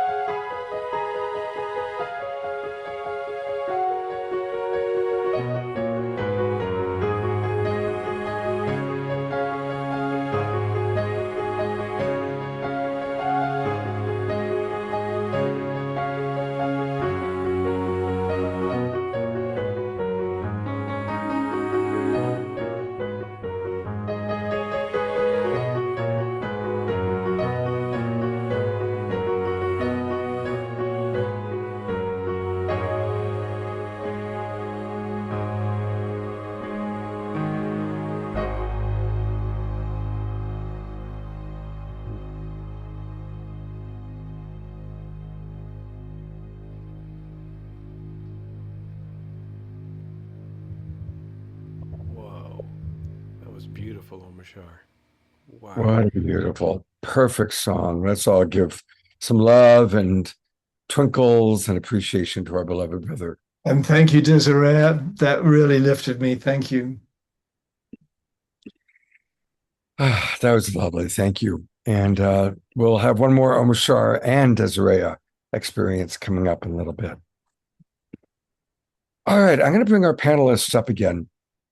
And I'm going to start with a question. I'll put it out while I'm kind of finding all of you. And Omashar, feel free to add people too. Bring up our guests. So I want to kind of look at it from most of our audience already knows, and I want to look at it from the kind of consciousness point of view for a moment. So to what degree do you think people who are experiencers are having an experience that's actually taking place in group consensus reality? And how many are having an experience that's just as real for them, but it's not taking place in the same group consensus reality? Of course, what made Roswell so significant, it took place in group consensus reality. I just want to say, it seems like the phenomena, there's a merging of objective and subjective reality. That's one of the patterns we see. So you're wanting to say, was it objective or subjective? What these ETs and the phenomena are doing is merging consciousness. So you think your mind is your own, but the telepathy tapes teach us that the mind is malleable. It's penetrable. So that is what has to change, I think, in my opinion, about experience, about the whole phenomenon. Is it objective? Is it subjective? Can it be both? Yes, in my opinion. I don't know. Dean, you've been studying this. Do you agree with that? Yeah, everything that is happening. I mean, Yvonne Smith wrote a book called, I believe, Chosen, which was a group abduction that happened in Coronado Island near, in San Diego, and it included President Clinton, who was there, and a group of people that had missing time and were apparently allegedly abducted. So it does happen. I mean, if you look at Dr. Brian Weiss, right? Here's someone who deals from Cornell, professor, psychiatrist, who has written great books on reincarnations. He talks about that people reincarnate in groups, and that he finds in his research anywhere from 15 to 25 people. And so when there is a group of people that have this shared experience, I wonder if that isn't kind of some of us, something to do with a soul contract that's going on. But people many times will bump into other people while they're having these events. There's a story of one person who saw a painting, and an experiencer who saw a painting of a location that she has gone to when she's taken. And it turns out the person that had done that painting was actually someone who was in that group, in that experience. And they connected, and it was like, oh my God, I saw you on this. And that happens a lot. Just look at the Berkshire case. That was a collective group where things happen to everyone. So sometimes I think it's important for it to be a group event for whatever reason, but I don't think anything is really random. I feel like it's something that is happening because it's such a prolific thing that happens mentally for anyone that there's a ripple effect. So I just don't feel like something like that would be done randomly. I don't know. Ron, James, what do you think? Oh, you're muted. I think we're just now beginning to understand what subjective and collective reality actually even means. And I'm not sure we have the vocabulary to properly describe it, much less apply it to experiences. I work a lot with Rizwan Virk, who is a simulation theory guy. And the way he would explain it is that, we're each rendering our version of reality within our own segment of consciousness, and we're tapping into this collective template that is the simulation that we're in. But in a very broad sense, there really is no collective reality the way we're thinking there is, because every one of us is living a subjective reality. We're all here in this collective environment, but the reality that each one of us is experiencing is completely unique to us. And the ability of this simulation, if you can buy into it, we're spiritual creatures having a human experience. The way we have a human experience is that we create physical environments out of conscious energy. Therefore, we are living in a simulation. There's no other way to describe what it is. But so if you can't get past that part, then the rest of the conversation is pointless. As we evolve our understanding of our reality and the free will and all these other questions that pop up, the ET phenomenon and the non-human intelligence phenomenon is a huge part of it. And so, are we living in subjective or collective realities? I think every circumstance is malleable. And if we're all sharing the same experience, it still doesn't mean that we're living in the same reality. We're all seeing it out of a different pair of eyes. We're interpreting it through different filters. We're hearing it with different ears. So, there is a consensus reality like, the ocean's blue and grass is green. And when we walk into this pattern, we see things unfold for us in a pre-programmed manner. But we're all in subjective reality, our own. And once that happens, it's very easy for these things to occur and be very real for you and maybe not real for me. I just want to ask Ron. So I had Nick Bostrom in my first documentary. He's the guy that created the reality hypothesis. Sure. He believes literally that these are aliens that created us and that we're living their simulation that they've created. So what have you found in your research? Does any of that resonate for you? When you look at the universe and you do a thought experiment, it always turns out the same way, is that any advanced civilization is going to eventually create artificial intelligence, and whatever happens to the source civilization is up for grabs right now. We don't know. But it's very possible that artificial intelligence is a predominant life force within this simulation and that it originates in the simulation. I'm not sure that aliens created our simulation. I try to go back to the spiritual teachings that say that, we're all part of the collective consciousness that some can call God, some can call the universe, whatever you want to call it. And that we take our little piece of that consciousness and we commit to a flesh and blood life within this simulation. And when we're done, we return back to the consciousness to do whatever we're going to do next, if there was actual time. So aliens, having us plugged into a matrix or creating this for us, I like to think that it's bigger than that we really are coming from source and just coming here to have the experience, and that we're not necessarily created by aliens, but it's quite possible. And what are aliens? They're just another spiritual being having an experience in whatever bodies they're in. So if everything comes from conscious energy, then it doesn't just mean humans. It means whales and dolphins and ants and Palladians and some other species are all coming from the same source, except for those that are arising through artificial intelligence. These are beings, I believe, that are created within the simulation, and they are bound inside the simulation, and they may not be able to get out because they didn't come from the same place. And it opens up a whole lot of very, very interesting questions. I've brought up Captain Ron and Steve Bassett. What are your thoughts on the kind of spirituality conversation that we're having right now? Ron?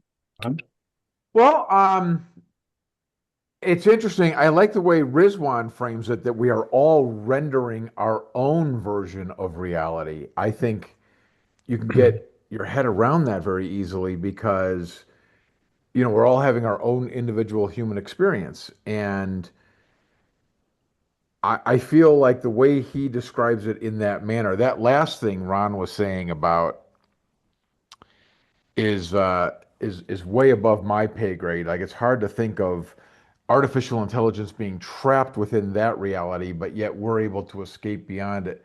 Man, I don't know. This stuff is so speculative at that point. I mean, it's true. It's hard. I didn't know cannabis was required for this meeting. I thought we were just going to talk here. I don't think Ron was saying that at all. I think Ron was saying that he was concerned that his simulated reality TV show that he's in doesn't have as high Nielsen ratings as maybe Bassett or someone else, right? Did I read that right? Yeah, that's true, because we all come here as spiritual beings to get good ratings. It's the meaning of life. Once we hit a certain threshold, we're done and we can go home. I'm Right. sure that's how it works. I just don't Yeah. say it very We just often. want to have 3 seasons, 3 good seasons, because then we Yeah, get residuals. exactly right. Or 2 good movies. You know, it's all it All takes. right. Well, since we're having fun right now, which I love, what are your thoughts on this? Who would have imagined the president of the United States he posted this on Truth Social, one of the great funny combinations of words given what goes up there. What's your take That's on why they're building all these new detention camps. I mean, the alien is in shackles. He's taking them off. ICE has obviously arrested him. You know, they're going to start with the Hispanics, and they're going to go to the Greys as soon as they run out of gardeners and landscapers. Yeah, illegal aliens. Here it is right here. But my question is, who was photoshopped in? Was Trump photoshopped in this picture, or was the alien? Exactly. I do find the messaging here very curious. He just came out. He's going to be the guy of transparency. He's going to get to the bottom of this. We're going to release these files. And it seems like he's taking this in a very serious light. And then immediately to follow that up with something like this and having the alien in chains it's just very bizarre messaging for me. He doesn't understand the scope of this phenomena. So he's kind of, that's my feeling. But look at the timing of this. Right after the files drop, now he's going to put out this kind of stuff. That image is exactly the reason the aliens aren't talking sent to him us. on a unicorn flying with a flag, he's going to post it. I don't think that they generated it in-house. I can't imagine there's someone doing these prompts. I think it just came to him and he reposted it. I think we can all agree he's not much of a logical thinker. So I mean, I do think we need to think about this differently, out of the materialistic paradigm and into a broader perspective that our consciousness is infinite and we're part of a cosmos and we're not living in a dead universe. Life is an abundant, emergent property of creation, and we're starting to meet the others and raise our thinking up. I say in my lectures, the higher being is going to talk to us on the language of their frequency. Like, you're not going to bark at your dog if you want to talk to him. You're going to talk for us in the language of telepathy, the language of this higher consciousness. That's why I think, Ron, like what you're doing, the telepathy tapes are so important in conjunction with the UFO phenomena. Ron Janix is really highlighting that this year too. So. Oh, I think there's clearly a tie there, because almost all of the contactee experiences you've heard, there's always a telepathic communication. Even if you go back to the fairy stories of 1,000 years ago in Ireland, they said that they talked to me without their mouth. They talked to me in my head. And it's very interesting that telepathy is a much wider reach than I think any of us realize. Yeah. And it's the language of the universe. I think that's how species talk to each other, it seemed like. And we have to learn that language. We have to understand that we can do that. That's why I love teaching remote viewing, because people get that they're infinite, that forever. And that's just a sideline to what the phenomena is trying to tell us, in my opinion. So again, we all know that it's all ultimately a great mystery. And as we ask these questions, it's fascinating to get your feedback, because all of you have been in this field for a long time. Several of our people have asked, do any of you have thoughts about what's going on with the missing general, which is the most interesting of the missing cases, but there are, of course, others that have disappeared or died under strange circumstances. Do any of you have any thoughts about what that's all about? Is it connected? I did a coast to coast episode on it about a week and a half ago. And all right, we'll hear from Dean and then from Ron. Oh, sorry, Ron. Did I interrupt? No, go ahead. And so did Captain Ron. And so we were kind of comparing notes. And the fact is that there's 70,000 of these scientists. And so the odds of it, being 10, 12, 13 of them over, a matter of years is not so statistically fantastical. When I looked at it, I decided to go back from 2026 to 2016. And the most interesting case I found was a woman, American Chinese woman, who was working on an anti-gravity system that the government had hired her company to work on. Now, what happened is when she was around, like late 60s, she got hit by a car. Well, that didn't finish her off.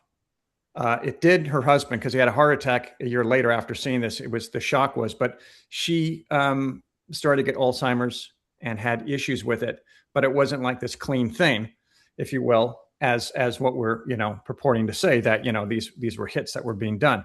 So it doesn't add up. And a lot of these people, one of them was in a Boston University shooting that was going on. It would be too random. One was someone who was being robbed and was helping a neighbor. So the circumstances haven't led to this. Not to say that that has not happened in the past, that not just black ops, but corporations. There's records of that. I mean, you just look at the Karen Silkwood case that Danny Sheehan presided over. He, they were found guilty. The company was. And so it does happen, but so far I'm not seeing direct correlation between all of that. Maybe Ron James has something else, or Captain Ron, but yeah.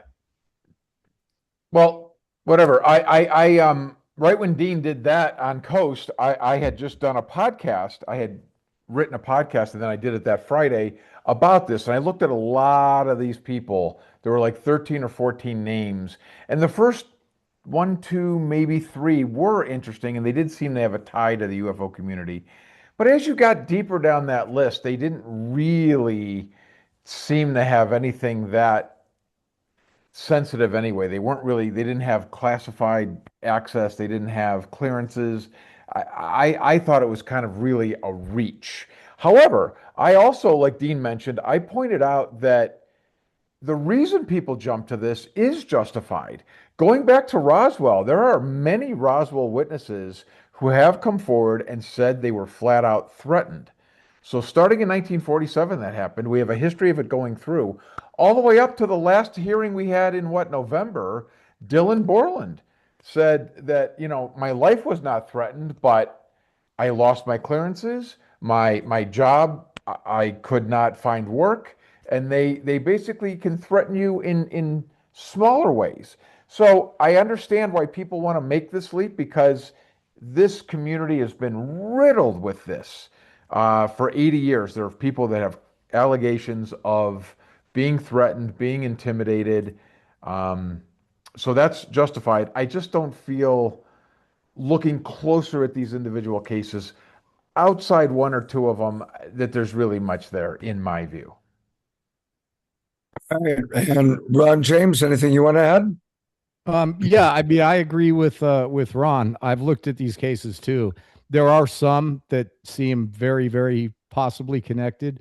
And if there were connections, the connections are going to be, how much of a threat are these people to the new narrative that they're rolling out? How much can they refute that narrative if they were to come forward? How many of them were exploring possible whistleblowing? We know that General McCaslin was the guy that was talking to Tom DeLonge, and he had a whole Twitter feed that was divulging information under a pseudonym. And we know that there's a couple other people that were involved in technology to develop sensors that could pick up certain frequencies. And these frequencies are associated with anti-gravitics. So there are some very interesting connections between some of these people. But yeah, the broad spectrum of all these people being connected to something nefarious is, I worked with Ross Coulthard. I sent him some information. He came out and said there's no connection. I think there's some connection, but I don't think it's as big as the grandest of conspiracies. Right. Matthew James Sullivan, he gets overlooked because it's all about the general, higher ranking, but he was a former U.S. Air Force intelligence officer who died in 2024, and it was an apparent suicide. According to Representative Eric Burleson, he had been scheduled to testify in a UFO whistleblowing case. Right. And so he was kind of the closest direct person that you would profile as going, okay, this looks a little, suspect. Right.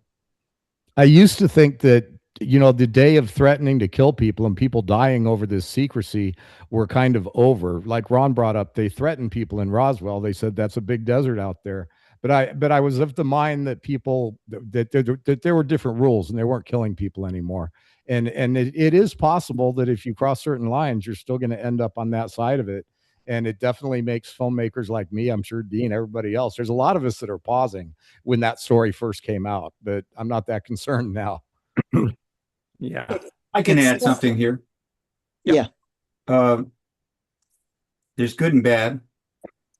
My thinking was always this in the very early days, 47 into the 50s, when this thing was coming together, the government was establishing its positions and started to understand the potential national security implications.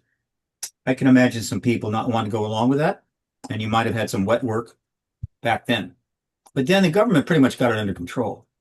They had a pretty good ride after in 60 going forward. But then I felt also that when the truth embargo was reaching its end, that's when they might begin again, because there will be a number of people in there that do not want to have to face this. They feel it's going to be very harmful to them. They also may feel they have the super national security position and now it's about to break. That's really intolerable and they might strike out against somebody. So there could be a little at the end and the beginning. McCaslin is important. That's an absolute legitimate case. It's huge. And because it's huge, it attracted people to the idea, and that created the group of 13. And the internet could make that 20 if it wanted to. That's the downside, because most of those people have nothing to do with wet work, but their families are being taken through this regardless, and they're not happy about it. So it concerns me, but that's the nature of our times.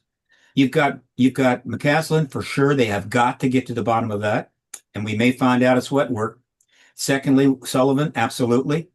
And there's one other individual who also died either by suicide. I just recently read about it. I think a member of Congress is going to bring it out after being approached to testify. So these are the ones that are important. And my concern is the internet just never settles for a snack. It's got to have a banquet. And to the extent other people are dragged into this, it takes the focus away from the really important incidents. It could be wet work, and there's only 3 as far as I'm concerned, and so we'll see what happens there. But I'm sure that one day we're going to learn that they did some of this, and we're going to have to decide what to do. I'm a truth and reconciliation guy because we need the information more than we need justice in that regard. We'll see, but that's my take on this, and I look forward, particularly regarding the cast. I just want to say one thing from a senator. I heard a Contact in the Desert about 10 years ago. The senator from Alaska was there and people were asking about UFOs. And he said, I never forgot that there's not as many conspiracies as you think, but there's more than you know, was his quote. Well done. Can one of you describe to our viewers, they don't know what wet works are. Somebody just define that, please. Wet work is a term used when it's necessary to kill somebody with respect to intelligence operations. It's not just killing any for any reason. It has to be part of an intelligence situation. And it's called wet work because blood is involved, right? Oftentimes. And so that's why it's called wet work. It goes back a long ways, and it happens in other areas, right? You want to get into nuclear science or nuclear weapons work and so forth, you step out of line there, you're gone. And there's been how many more times there. did the U.S. with Israel take out Iranian scientists? Oh yeah. I mean, virtually that went on. Yeah, that went on for a long time, brazenly so. But the thing is, there's a lot of people who are, for lack of a better word, UFO gurus who talk about being threatened. And after working on so many crime shows and stuff, and some agency shows as well, that's not how they threaten. They don't go up to you and say, if you do this, we're going to take you out. They don't do that. They come up and they'll let you know that they're unhappy with that. And maybe you get one warning. And then they come to you and they'll say, hey, I saw that Cynthia, congratulations. She won that merit award in the 4th grade thing. And didn't you change out her lunchbox? Because it's no longer, the lunchbox that's Star Wars. It's now Barbie. That's enough. They go for your family, because if you're so brazen and you're robust and you're, machismo, and you're saying, you can't touch me, this and that, then fine. They go to family, they go to loved ones. That's how that stuff gets done. But the big point that I have, what could McCaslin say? What could any of these guys say that would be so shocking that hasn't already been said at the hearings? Would they say, I actually know where something is? Well, then it can get moved. So what I'm curious, That's and the I'm big I guess opening this question. up to everyone. What would it be? That would be so can answer that. critical. Well, they would Well, he name sits on names, top Dean. of I all would the think, compartments. But they've been So- naming names, though. They've been already naming names. yeah, but maybe names that people don't want them to name. Right. Ron Right, James but says then he they would has something say, to "Oh, I say. had Let's- nothing to do with this." They could just deny it because that's what they do, and then they can say, "Also, by the way, this person who's accusing me, he had a DUI way back when, like they did with Grush." So, Yeah, Ron. Yeah, look, there's very few people that sit at the top of the information. Probably single digit people that have the bird's eye view of everything. McCaslin was quite possibly one of them, and he was already on the verge of, he was already talking to Tom DeLonge. He was already putting out information. He certainly could be perceived as a threat. But the other thing is, and I hate to bring this up, but there's other distinct possibility here. When you're a guy at that level dedicated to this government and this system, and you're in the intelligence community, you are duty bound for life to do whatever you're told to do. And it's great. This guy left his phone and his wallet, but took his gun. It's like, what's up with that? So the fact of the matter is that he was mentally slipping. I've heard people say that that's not true, but my research indicates that it is. His wife is extremely nonchalant about the whole thing. She was making jokes about him being abducted by aliens when she was posting on social media and calling the police, and very clear he doesn't want to be found. She has been so lackadaisical about what should be the most traumatic experience of her adult life that it points to something that is just very, very strange. But this guy, he knew where the bodies are buried. If we could get into Wright Patterson with a pass key, that would be disclosure day. Right. There you go. Right. When the Caslin case came out, most people did not know about the Tom DeLonge situation. They'd forgotten about it. It came out in the WikiLeaks emails dumped right before the election, deliberately by Assange in order to defeat Clinton. And it caught me by surprise. Now, all of those UFO referencing emails are still there. Yeah. You go to WikiLeaks, WikiLeaks Clinton or whatever, and you page comes up and you can put your search terms in UFO McCaslin, and up they come. I think even the photo is there.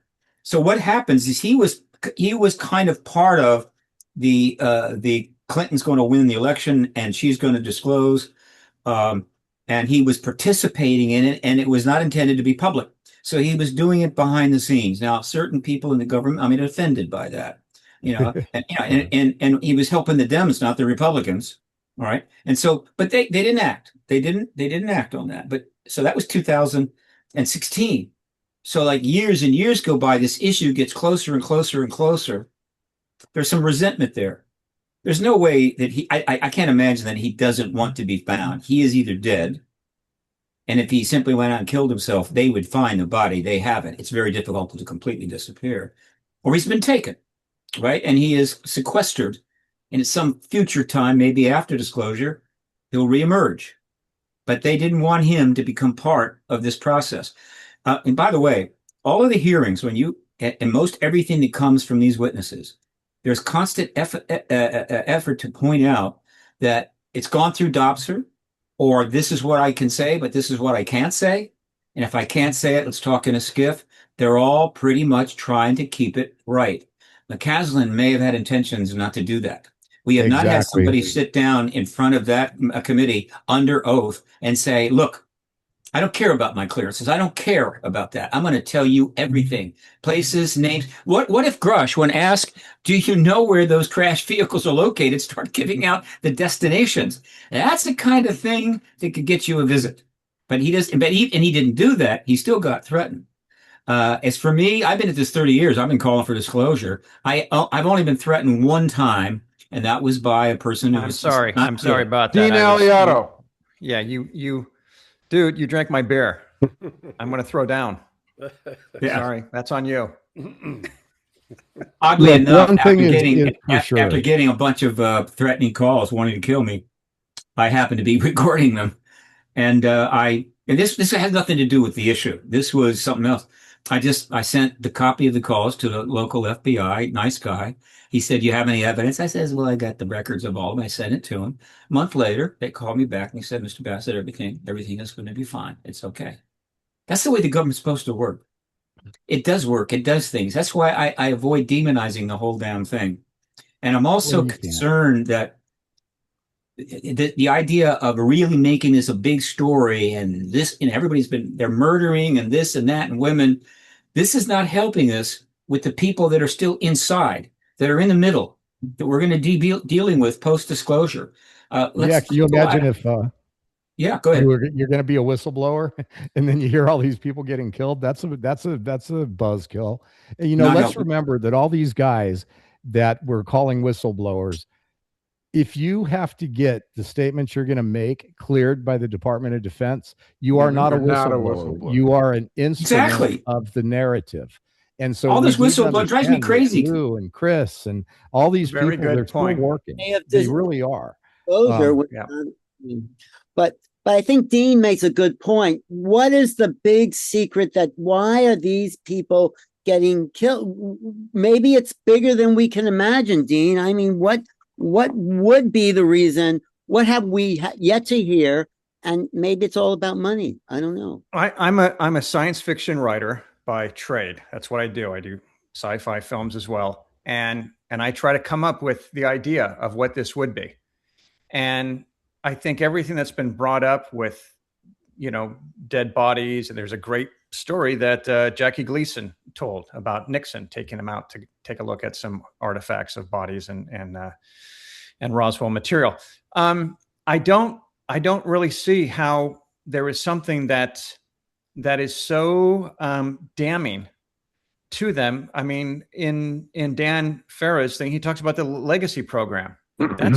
That's pretty huge to be saying, no, there is a legacy program and here it is. And people are talking about this. I can't really imagine what it would be that would be so damning. And so, and also I just want to make a little note here. I don't hold the presidents as being the ones who are championing any of this.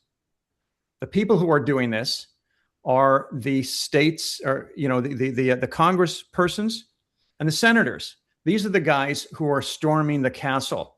And they're working their butts off, whether they're on, Democrats or Republican.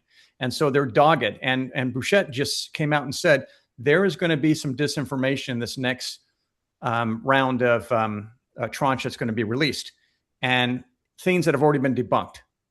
So there's, already stuff going on. But for him to get into that and set us up for that and lay that out, hats off to him for doing that and prepping us so that gets avoided, because manipulation is going on left and right. Sorry, I didn't answer your question. I don't know what that would be, what smoking gun, because you can't just say it. It's hearsay. You have to present evidence and show and go, here it is. Here's, blah, blah, blah. Yeah. We're gonna actually going to bring up one of our people, AM SOPHIA, representing another generation. And she's got a thought and a question. Take it away, Sophia. Yes, hello. It's such an honor to witness all of you on this Zoom. I am a contactee and I make music about my experiences because my mission is to bring the younger generations, into our corner, because they affiliate and resonate with being star family and star children and aliens themselves. And so I interact with hundreds of teenagers a day because of my music. And what I've gathered from all of these young minds is that they absolutely believe in aliens and extraterrestrial intelligences and disclosure. They're just afraid because Hollywood or our programming has kind of like stationed us to believe the predator stereotype or the war of the world stereotype. And so my question or curiosity for all of you is, when disclosure, like proper disclosure, happens and it is announced on a grand scale, how do you think things are going to go with making sure the narrative about extraterrestrials is not evil and War of the Worlds and Predator? Because I do see that could be a card that they pull as like a control tactic. And so I'm just curious, because what I find with the younger generations is that they absolutely believe in aliens. It's just a matter of being fearful that they're going to come destroy our world. Good question.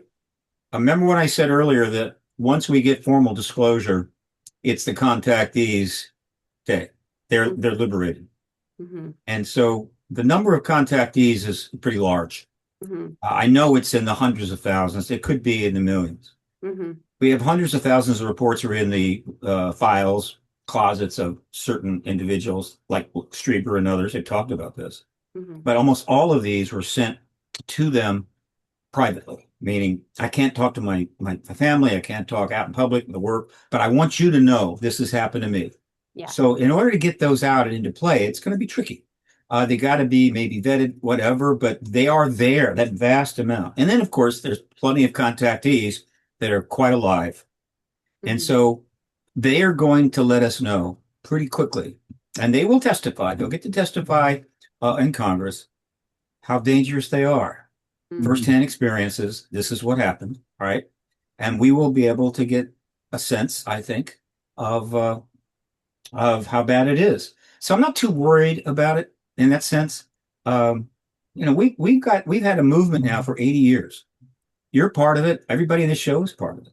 We've moved the needle, made the books and the documentaries, huge amount of research. And the only reason that research isn't a powerful influence on people's thinking right now is because the government basically said it's nonsense. It's not true. They spent a fortune to undermine it, stigmatize it. But once we get disclosure, that stigma is completely gone. All of that research is going to be accessed.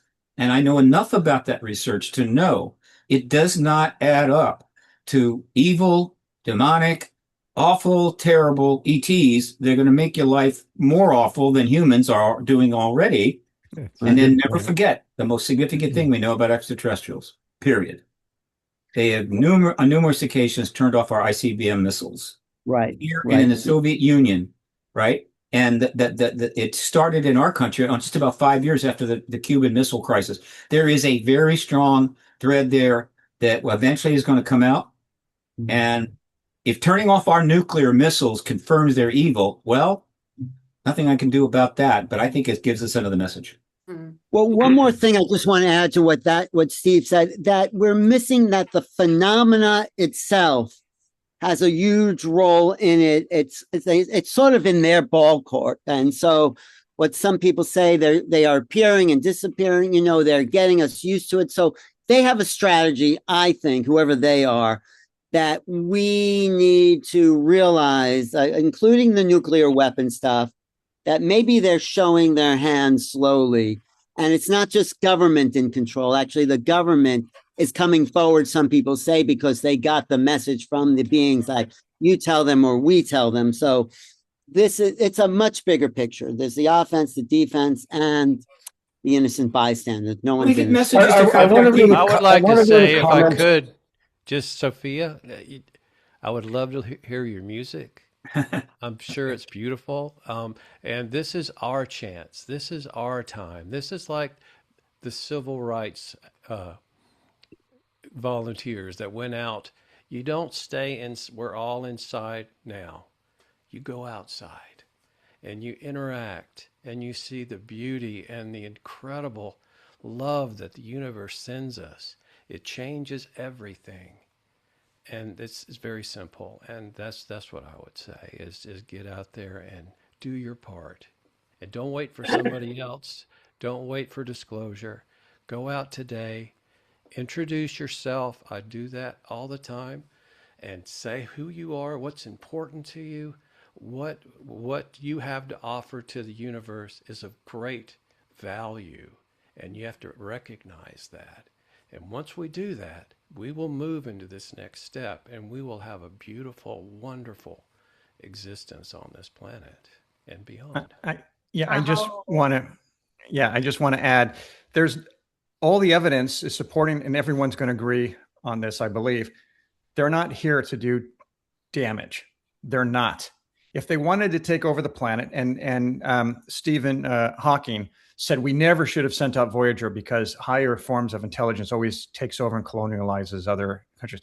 Well, the fact is we have oxygen and we have an atmosphere, and that can be seen from, millions of miles with the advanced technology they have that they're bringing when they come with their craft.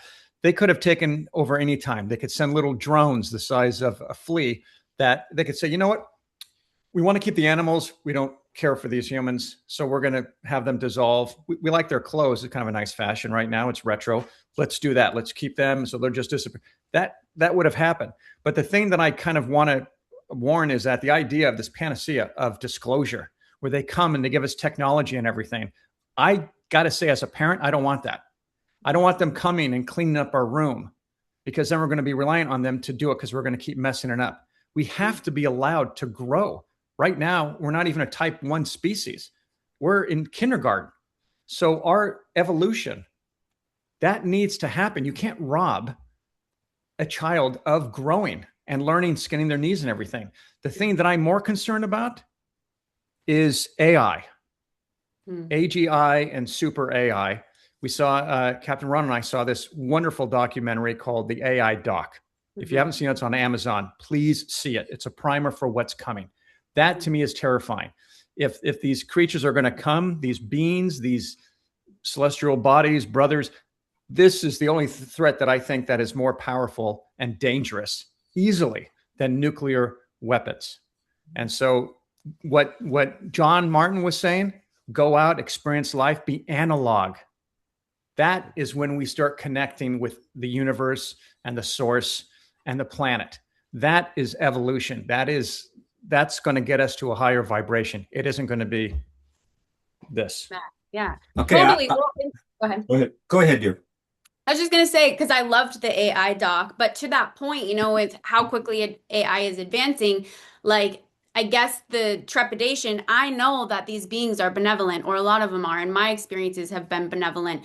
The concern I have for the younger generations is that in mainstream media and mainstream programming, especially with the ability with AI now, it's for the most part being painted as negative, right? It's not being painted as these benevolent, positive, angelic beings. So I'm just concerned about how the media is going to maybe stronghold the topic.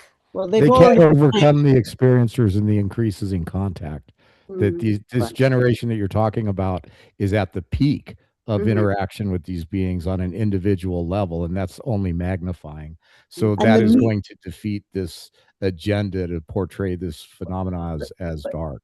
But the media has also recently changed. They used to laugh at this. They're not laughing anymore. They're taking it. So the media is in flux in relationship to the consciousness of the people. So that should change. And what I would say is, when you see a craft that is completely unexplainable, I'm just a guitarist, and this was over my home. A purple, beautiful, it was like the Glocka Model 6000, because it was purple with a pink ring that was spinning, completely silent over my home. It sent out this beautiful energy. And when you see that, I'm not sure how many people here have seen craft, but when you start seeing the actual craft, and you have beings that come through portals, when you see that, it shifts your reality. And it's an incredible experience. It's a beautiful experience. And I look forward to so many more people do that. Again, I hate to that's a very great sentiment, and I hate to stand on it. But I got to respond to Dean. I want to suggest, Dean, a different metaphor. You come across a middle school with 2,000 seventh graders. Every one of them is carrying a automatic weapon, got some grenades strapped to their belts. Okay, and you look at that, you go, I think I'll give them time to kind of work things out. They grow up, they'll decide maybe get rid of those weapons. It's too late. You deal with that. You disarm them, or there will be a slaughter. That is the planet Earth right now. We're past the idea of growing out of our problems. We've dug a hole so deep, we can't find a ladder big enough to get out of it. We're on the edge of nuclear war every single day. Now, having a nuclear war, losing maybe a massive part of our population, which is projected in the Iron Dog prophecy that has been told many times around the world, 2030 to 2031, a third of the population is going to be destroyed. If that happens, and it does, well, that is a learning experience. And there'll still be people, and they'll have to struggle, and they may rebuild, and maybe the next time around, as they come back again, they'll say, let's don't do that. Maybe it'll take 500 years. I have a feeling the ETs don't like that kind of waste. Respectfully, yes. Sorry, go ahead. Finish your point. Then that is why you take Rua School. Rua is not the only school that they have landed by and given messages of potential destruction. There have been quite a few. Most people only know about Rua and Westall. Rua, though, has been incredibly, has very much been researched. And it traumatized some of them. There's no question. It was tough. Some of them did not fare well because of that. But on the other hand, that message did get out. It was researched by, in this case, Dr. Mack. Somebody else would have done it, and then became a documentary, and it's out there. And what is out there? The message that they gave to the kids. Why are they bothering to do that? In a sense that, yeah, we want you to grow up, and we're suggesting you do that, but the evidence is to the contrary, right? They've been here now for 80 solid years since Roswell. They started this new modern era of engagement because we dropped 2 nuclear bombs on human beings, men, women, children, vaporized them. Up until then, we'd never done that. We tested them, right? And then the U.S. did it. In the last 80 years, the United States has dropped 10 million tons of bombs, more than all of the other nations combined. I think China has dropped like 2,000, not tons, but 2,000 pounds, well, 2,000 tons. I mean, it's not even close. 10 million tons of, and we're the good nation, right? We're the good people. So we don't have time to grow up, Dean. I'm sorry. We need that intervention desperately. And for whatever reason, they could make that intervention at any time they want. They could really come in. But for what their agenda seems to be, give us a chance to, as you say, grow up. But what constitutes that? It constitutes full awareness of their presence and dealing with that, and then open contact, perhaps. But we are in a situation where we cannot get out of this on our own. Hell, we can't accomplish anything. We can't even clean up the oceans, right? We can't even deal with landfill problems, and we can't deal with population. There are people who would love to see 20 billion people on this planet, which is exactly the same size when the dinosaurs roamed. And so we desperately need extraterrestrials.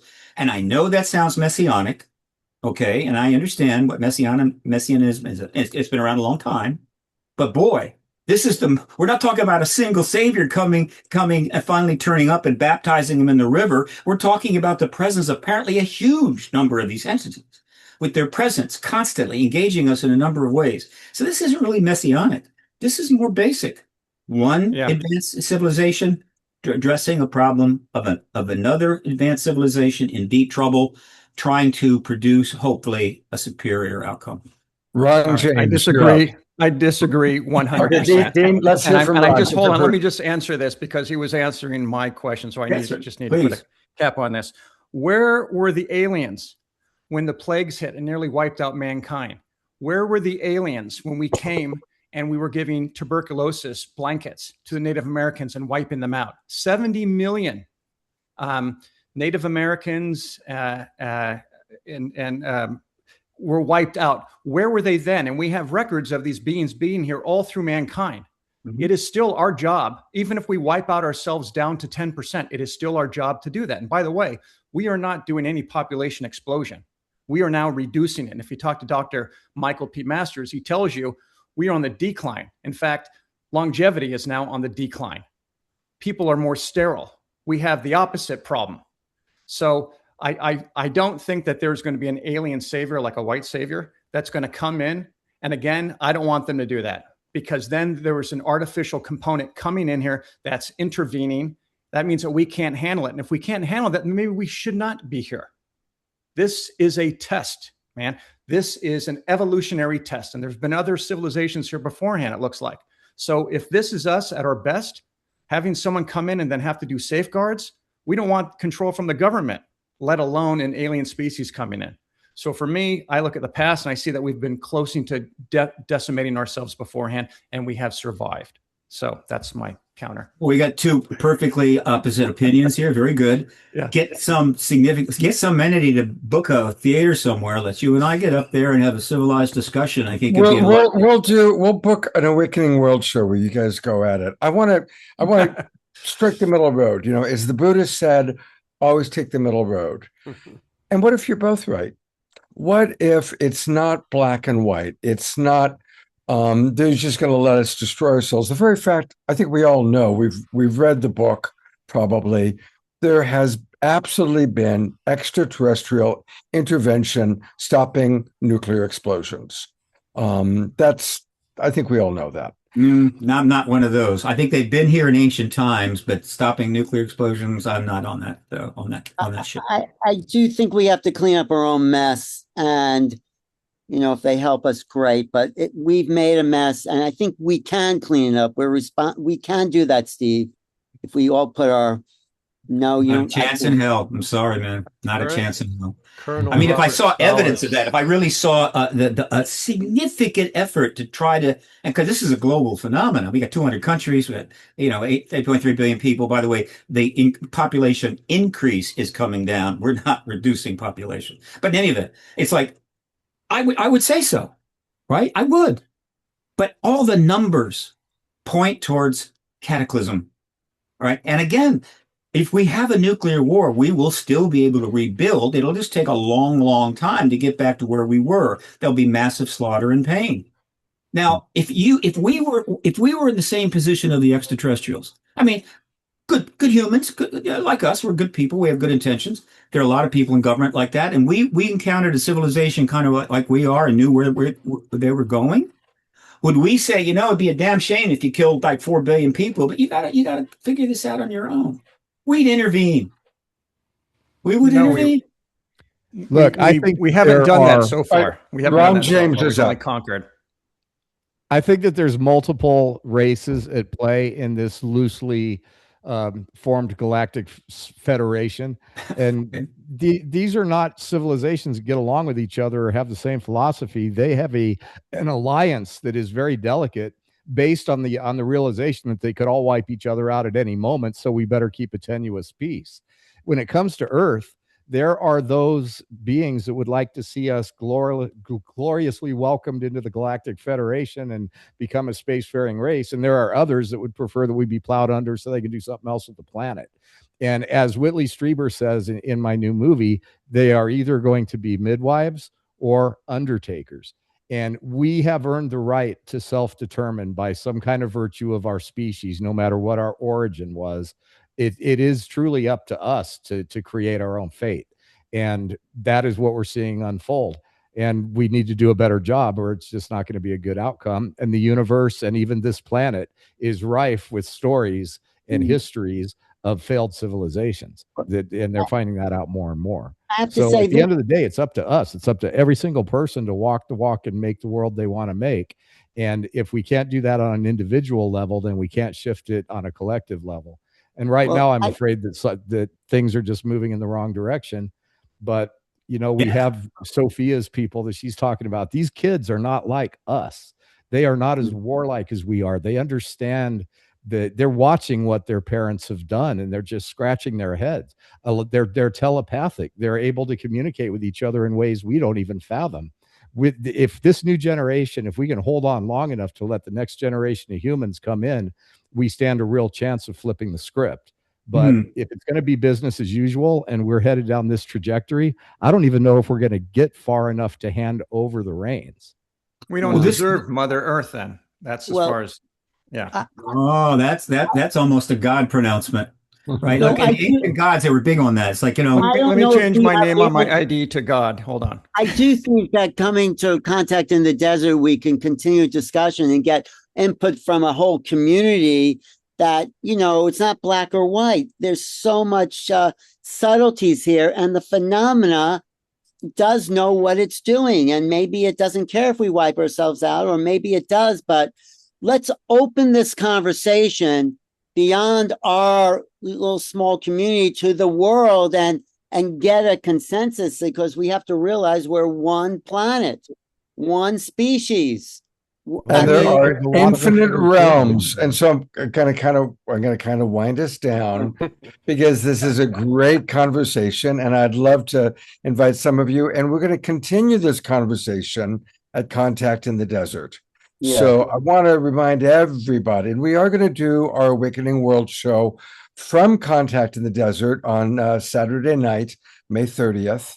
But everybody come to Contact in the Desert. And Captain Ron has generously given us a discount code. So when you go to buy your tickets, everybody write this down. The discount code is Captain 10. Captain 10 to get your tickets. And now's the time to do it. Get the tickets. It's going to be an amazing event. All the people you've seen here are going to be there. And we will carry on these extraordinary and most interesting conversations at Contact in the Desert. Sophia, where's your music? In this galaxy and many others. Anywhere. You can find it anywhere. I am Sophia everywhere, and I make like cosmic pop, so it's all about aliens, but it's for the younger generations. It's dance music, it's radio music, it makes you want to get up and move. There we are. Okay. Right. Cool. She was actually going to play tonight, but she had a physical ailment come up that stopped her. But she was originally in the agenda to sing tonight, so we're gonna bring her back. I'm rehabbing a dislocated jaw at the moment, but I will be playing some music soon on this show, and go check it out. I think you all would like it. Thank you. I Am Sophia on Spotify and all the favorite places. I found it. All right. Hey, I want to thank you guys. Thank you, Alan Steinfeld. It's been a great making contact. We'll do another one from Contact in the Desert. Steve Bassett, I always appreciate what you do. Everybody, please donate to Steve. I'm going to put that into the chat box. Actually, if I just threw another $100 on that web page. So you got $200. Yeah, I'll have to pay for that. I'll tell you that right now. Thank you, Ron. I know that also Dean donated. I donated. So let's all donate to Steve and continue his work. Dean, it's a pleasure to meet you. And I definitely want to set up you and Steve Bassett to do the great debate. We'll let somewhere Ron... in the middle. We're all in it together. We're all figuring this out. Fun. So let me make an important again. point. That's just my opinion. It's just my opinion, folks. The point I'd like you to take away is this: that discussion. I don't know if call it a debate, but the discussion that we just had is the discussion. Yes, that is the one that needs to be having around the world. There is plenty to talk about. I get it. But that is the one. 30 years has told me that. I could be wrong. I feel good about it. And this is kind of a political thing. That's where I'm focused. I'm not research, right? I'm not trying to explain why the grays look gray or whatever the hell. I'm trying to analyze this from a political perspective and not be too anthropomorphic, because I believe that life is everywhere. And I believe that politics is just as inevitable as advanced technology. And so they seem to have a political kind of an agenda there. Well, I'd love to know more. But this is the discussion, because, one nuke and we're not going to be able to have more of these shows. All right. Well, that's a perfect segue, because we always include prayer time. And so I'm going to bring up Diara and Desiree, and I'm sure they will probably include in their prayer time, peace on our planet, no nukes. So here are beloved Desiree and Diara. Absolutely. This is about the micro and the macro. We are the micro version here tonight of the macro discussion on how to share resources. If we look at the song, "This land is your land, this land is my land," how do we share this with all of our inhabitants here now, and then still have room for more coming, more to be recognized? This is about our innocence. This is about free will tempered with cognitive maturity. This is about resonance of the heart. This is about honoring spirits, our Holy Spirit, meaning that we are whole. This is about the relevance of our souls and understanding that each soul has their own perspective, their own mission, their own way, as we said, of viewing the world, and yet we have a shared conscious reality. And so we breathe in our capacity to continue to hold all of it. Here in the Global Peace Tribe on the Awakening World, we are the examples that we are setting for the world, how to have these discussions, how to hold all of it.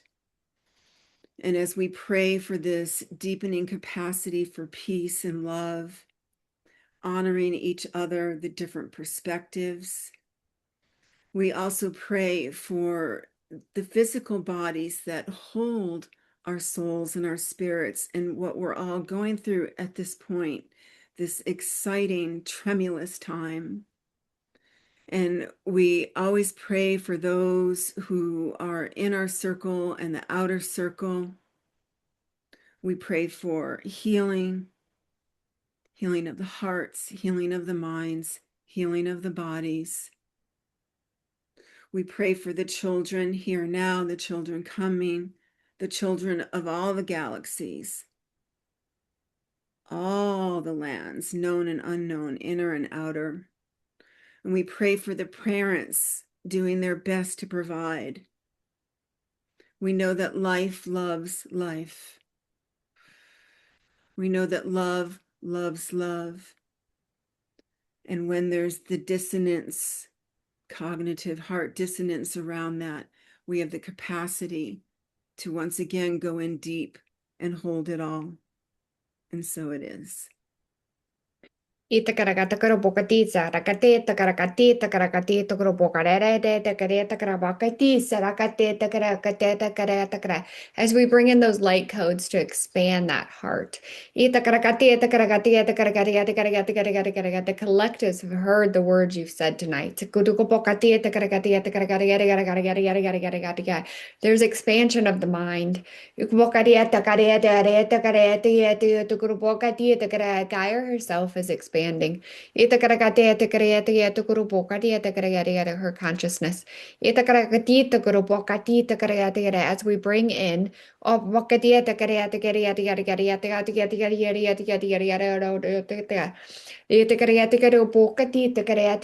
the light from the ages, the healing.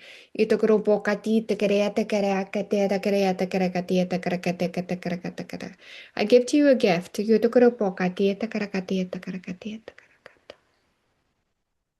secrets are coming.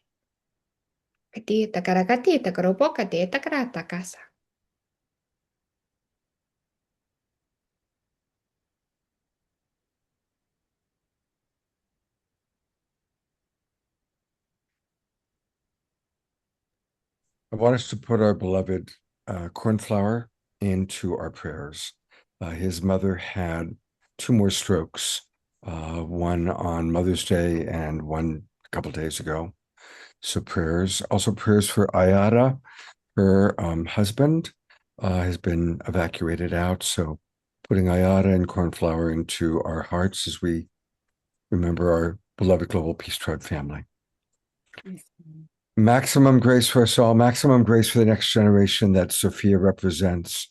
And a big thanks to our guests. Going to bring them up one last time. Thank you, Steve Bassett. Thank you, John Martin. We're going to still have another John Martin video, by the way. Thank you, Dean. Thank you, Ron. Thank you, Captain Ron. Thank you, Sophia. You really added a lot. That was beautiful what you brought to us today. Of course, thank you, Alan Steinfeld, for all that you do and make these shows happen. There's Captain Ron. So a big thanks to our presenters and people who spoke tonight.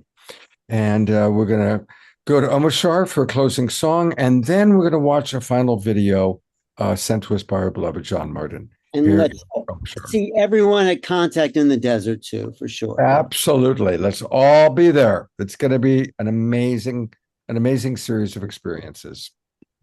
Thank all you, right, Scott. take it away, Omashar.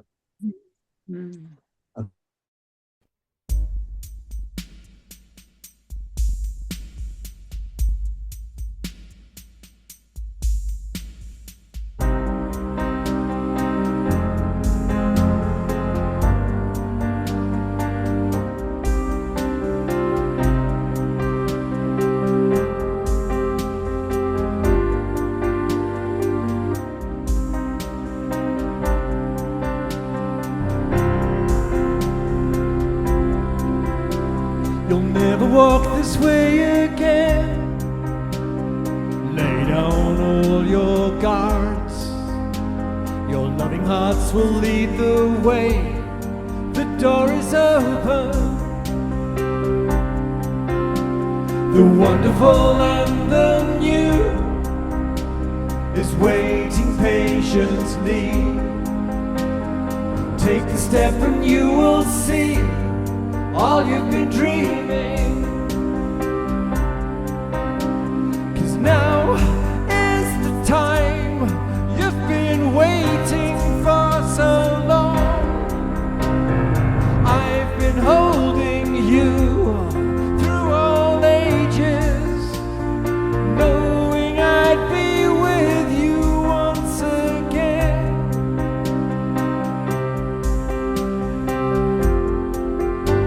You'll never be alone again. Please take my hand in yours. I love you just the way you are. You're my creation. The wonderful and the new is waiting patiently. Take the step and you will see all you've been dreaming. And now is the time we've been waiting for so long.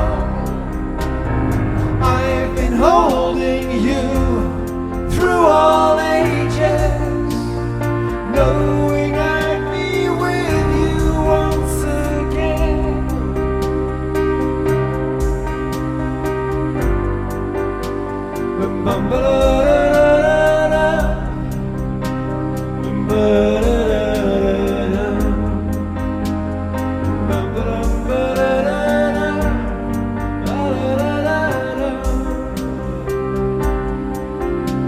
You'll never walk this way again.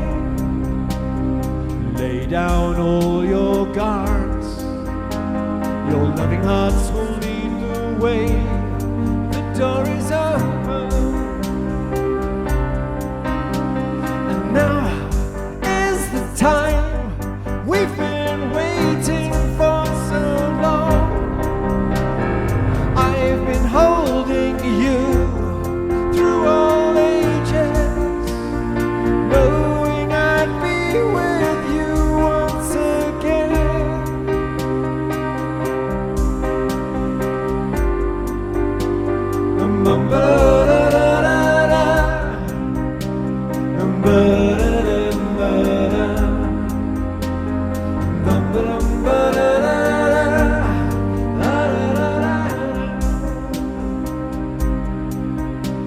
You'll never walk this way again. Lay down all your guards. Your loving hearts will lead the way. The door is open.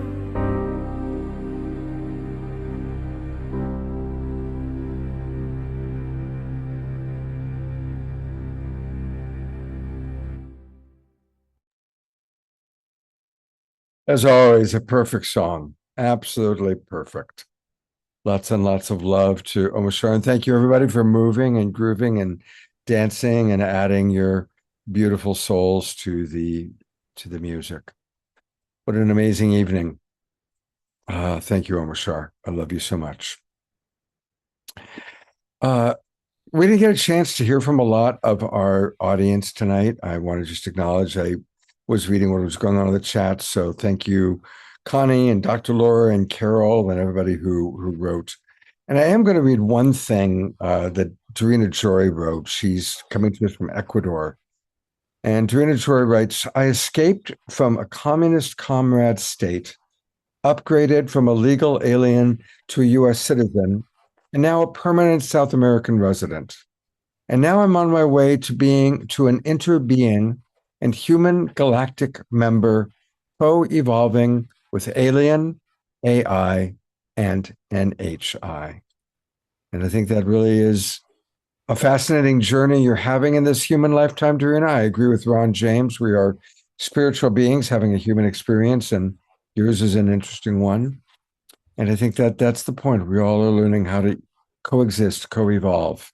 And that's why we call it the awakening world. Want to let you know that coming up on Saturday night, we've got a really fun show. You know, every year I collaborate with the Illuminate Film Festival.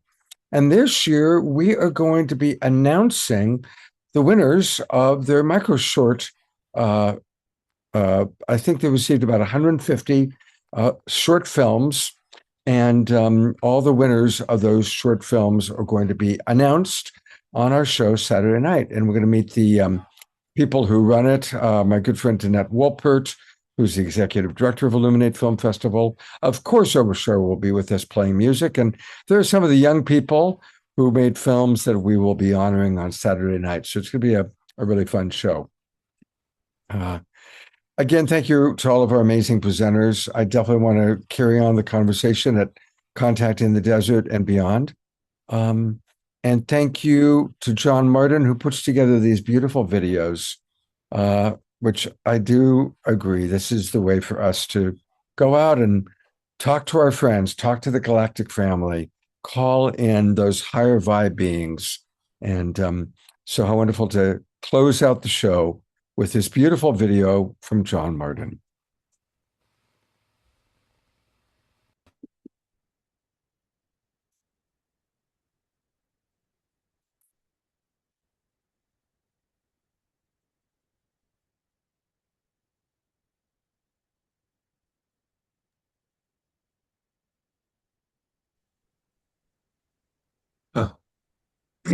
We've gone back to your previous thing. It was working.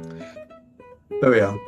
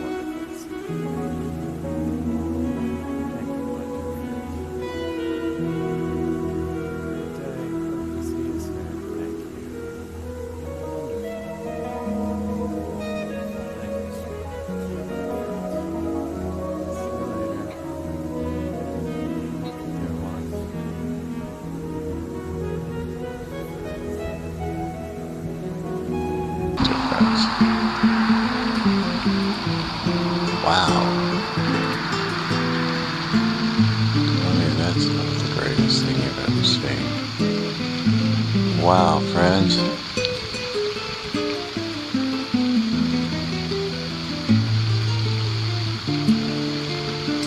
Spectacular difference. Wow. I mean, that's not the greatest thing you've ever seen. Wow, friends.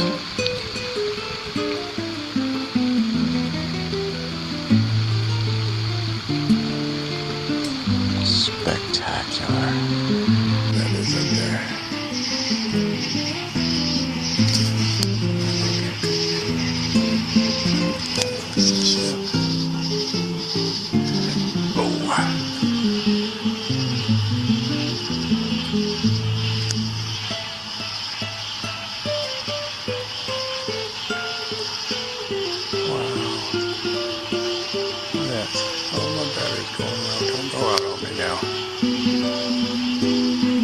Amazing.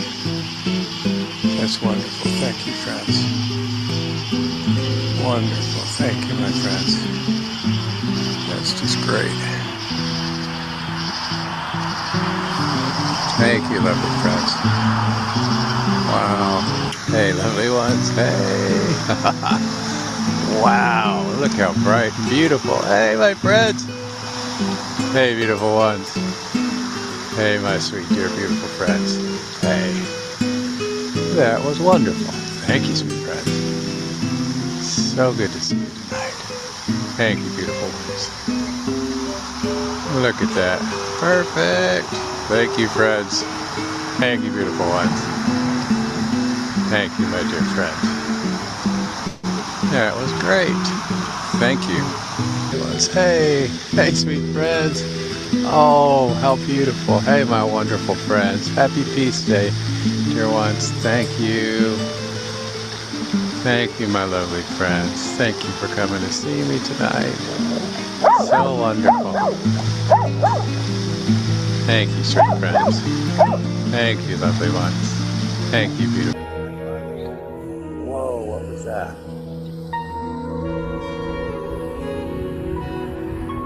Right there. I see you, friend.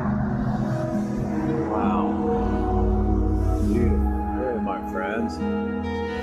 Fantastic. Gorgeous. There's a craft, for sure. Thank you, beautiful ones. My gracious, that's beautiful. Wow. Lovely.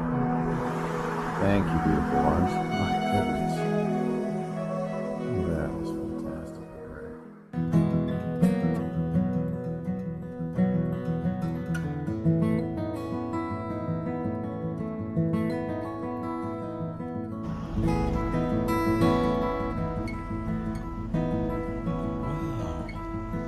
Come here, Bo.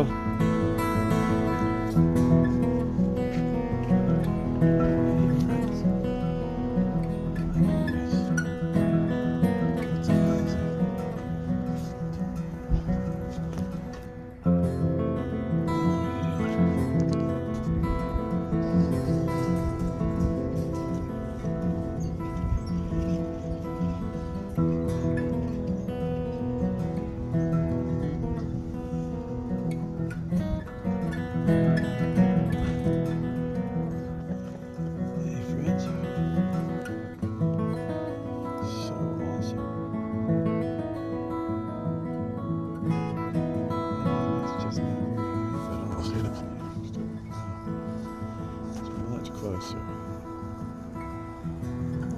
Hey.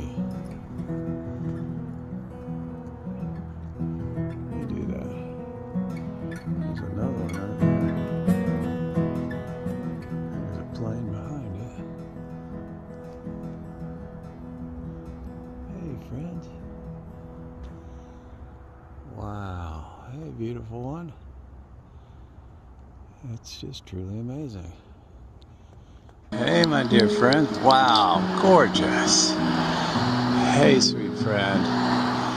Beautiful. Hey, loveliest. Hey, my dear ones. How gorgeous. Absolutely beautiful, dear friends. Fantastic.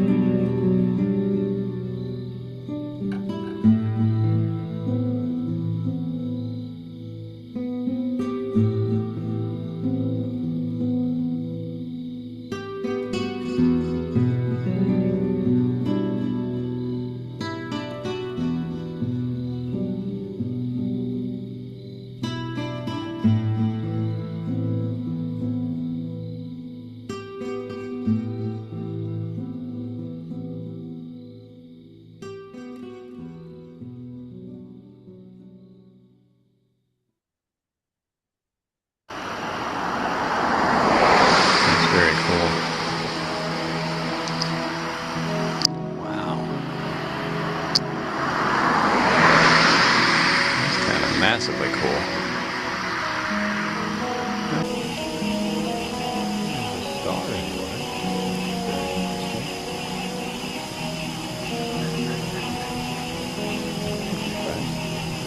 Get out of here, the light's about to hit.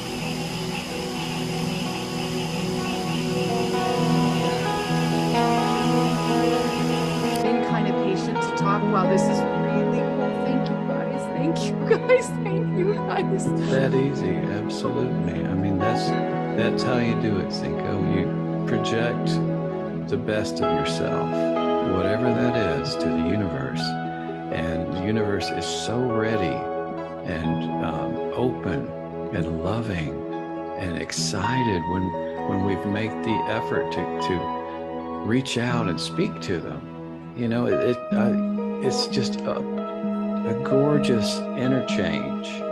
And, you know, the experience is a two-way experience. You know, they send love to me, I send love to them, and we just have an absolutely glorious time. And it's so much fun, and I so highly recommend it. It's beautiful. John, thank you.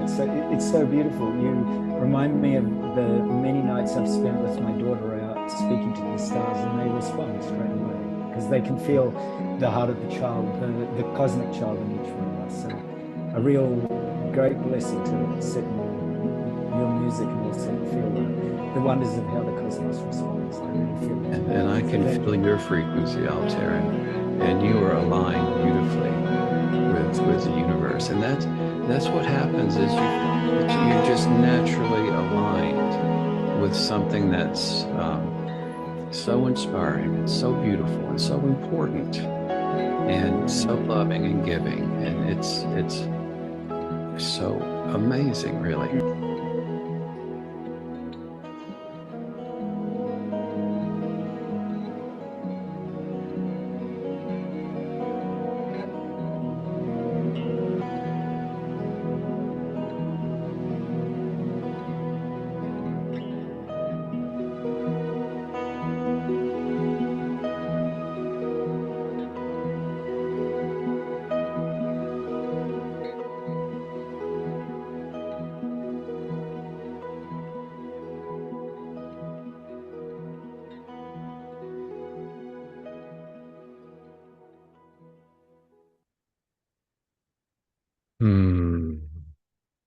Thank you, John.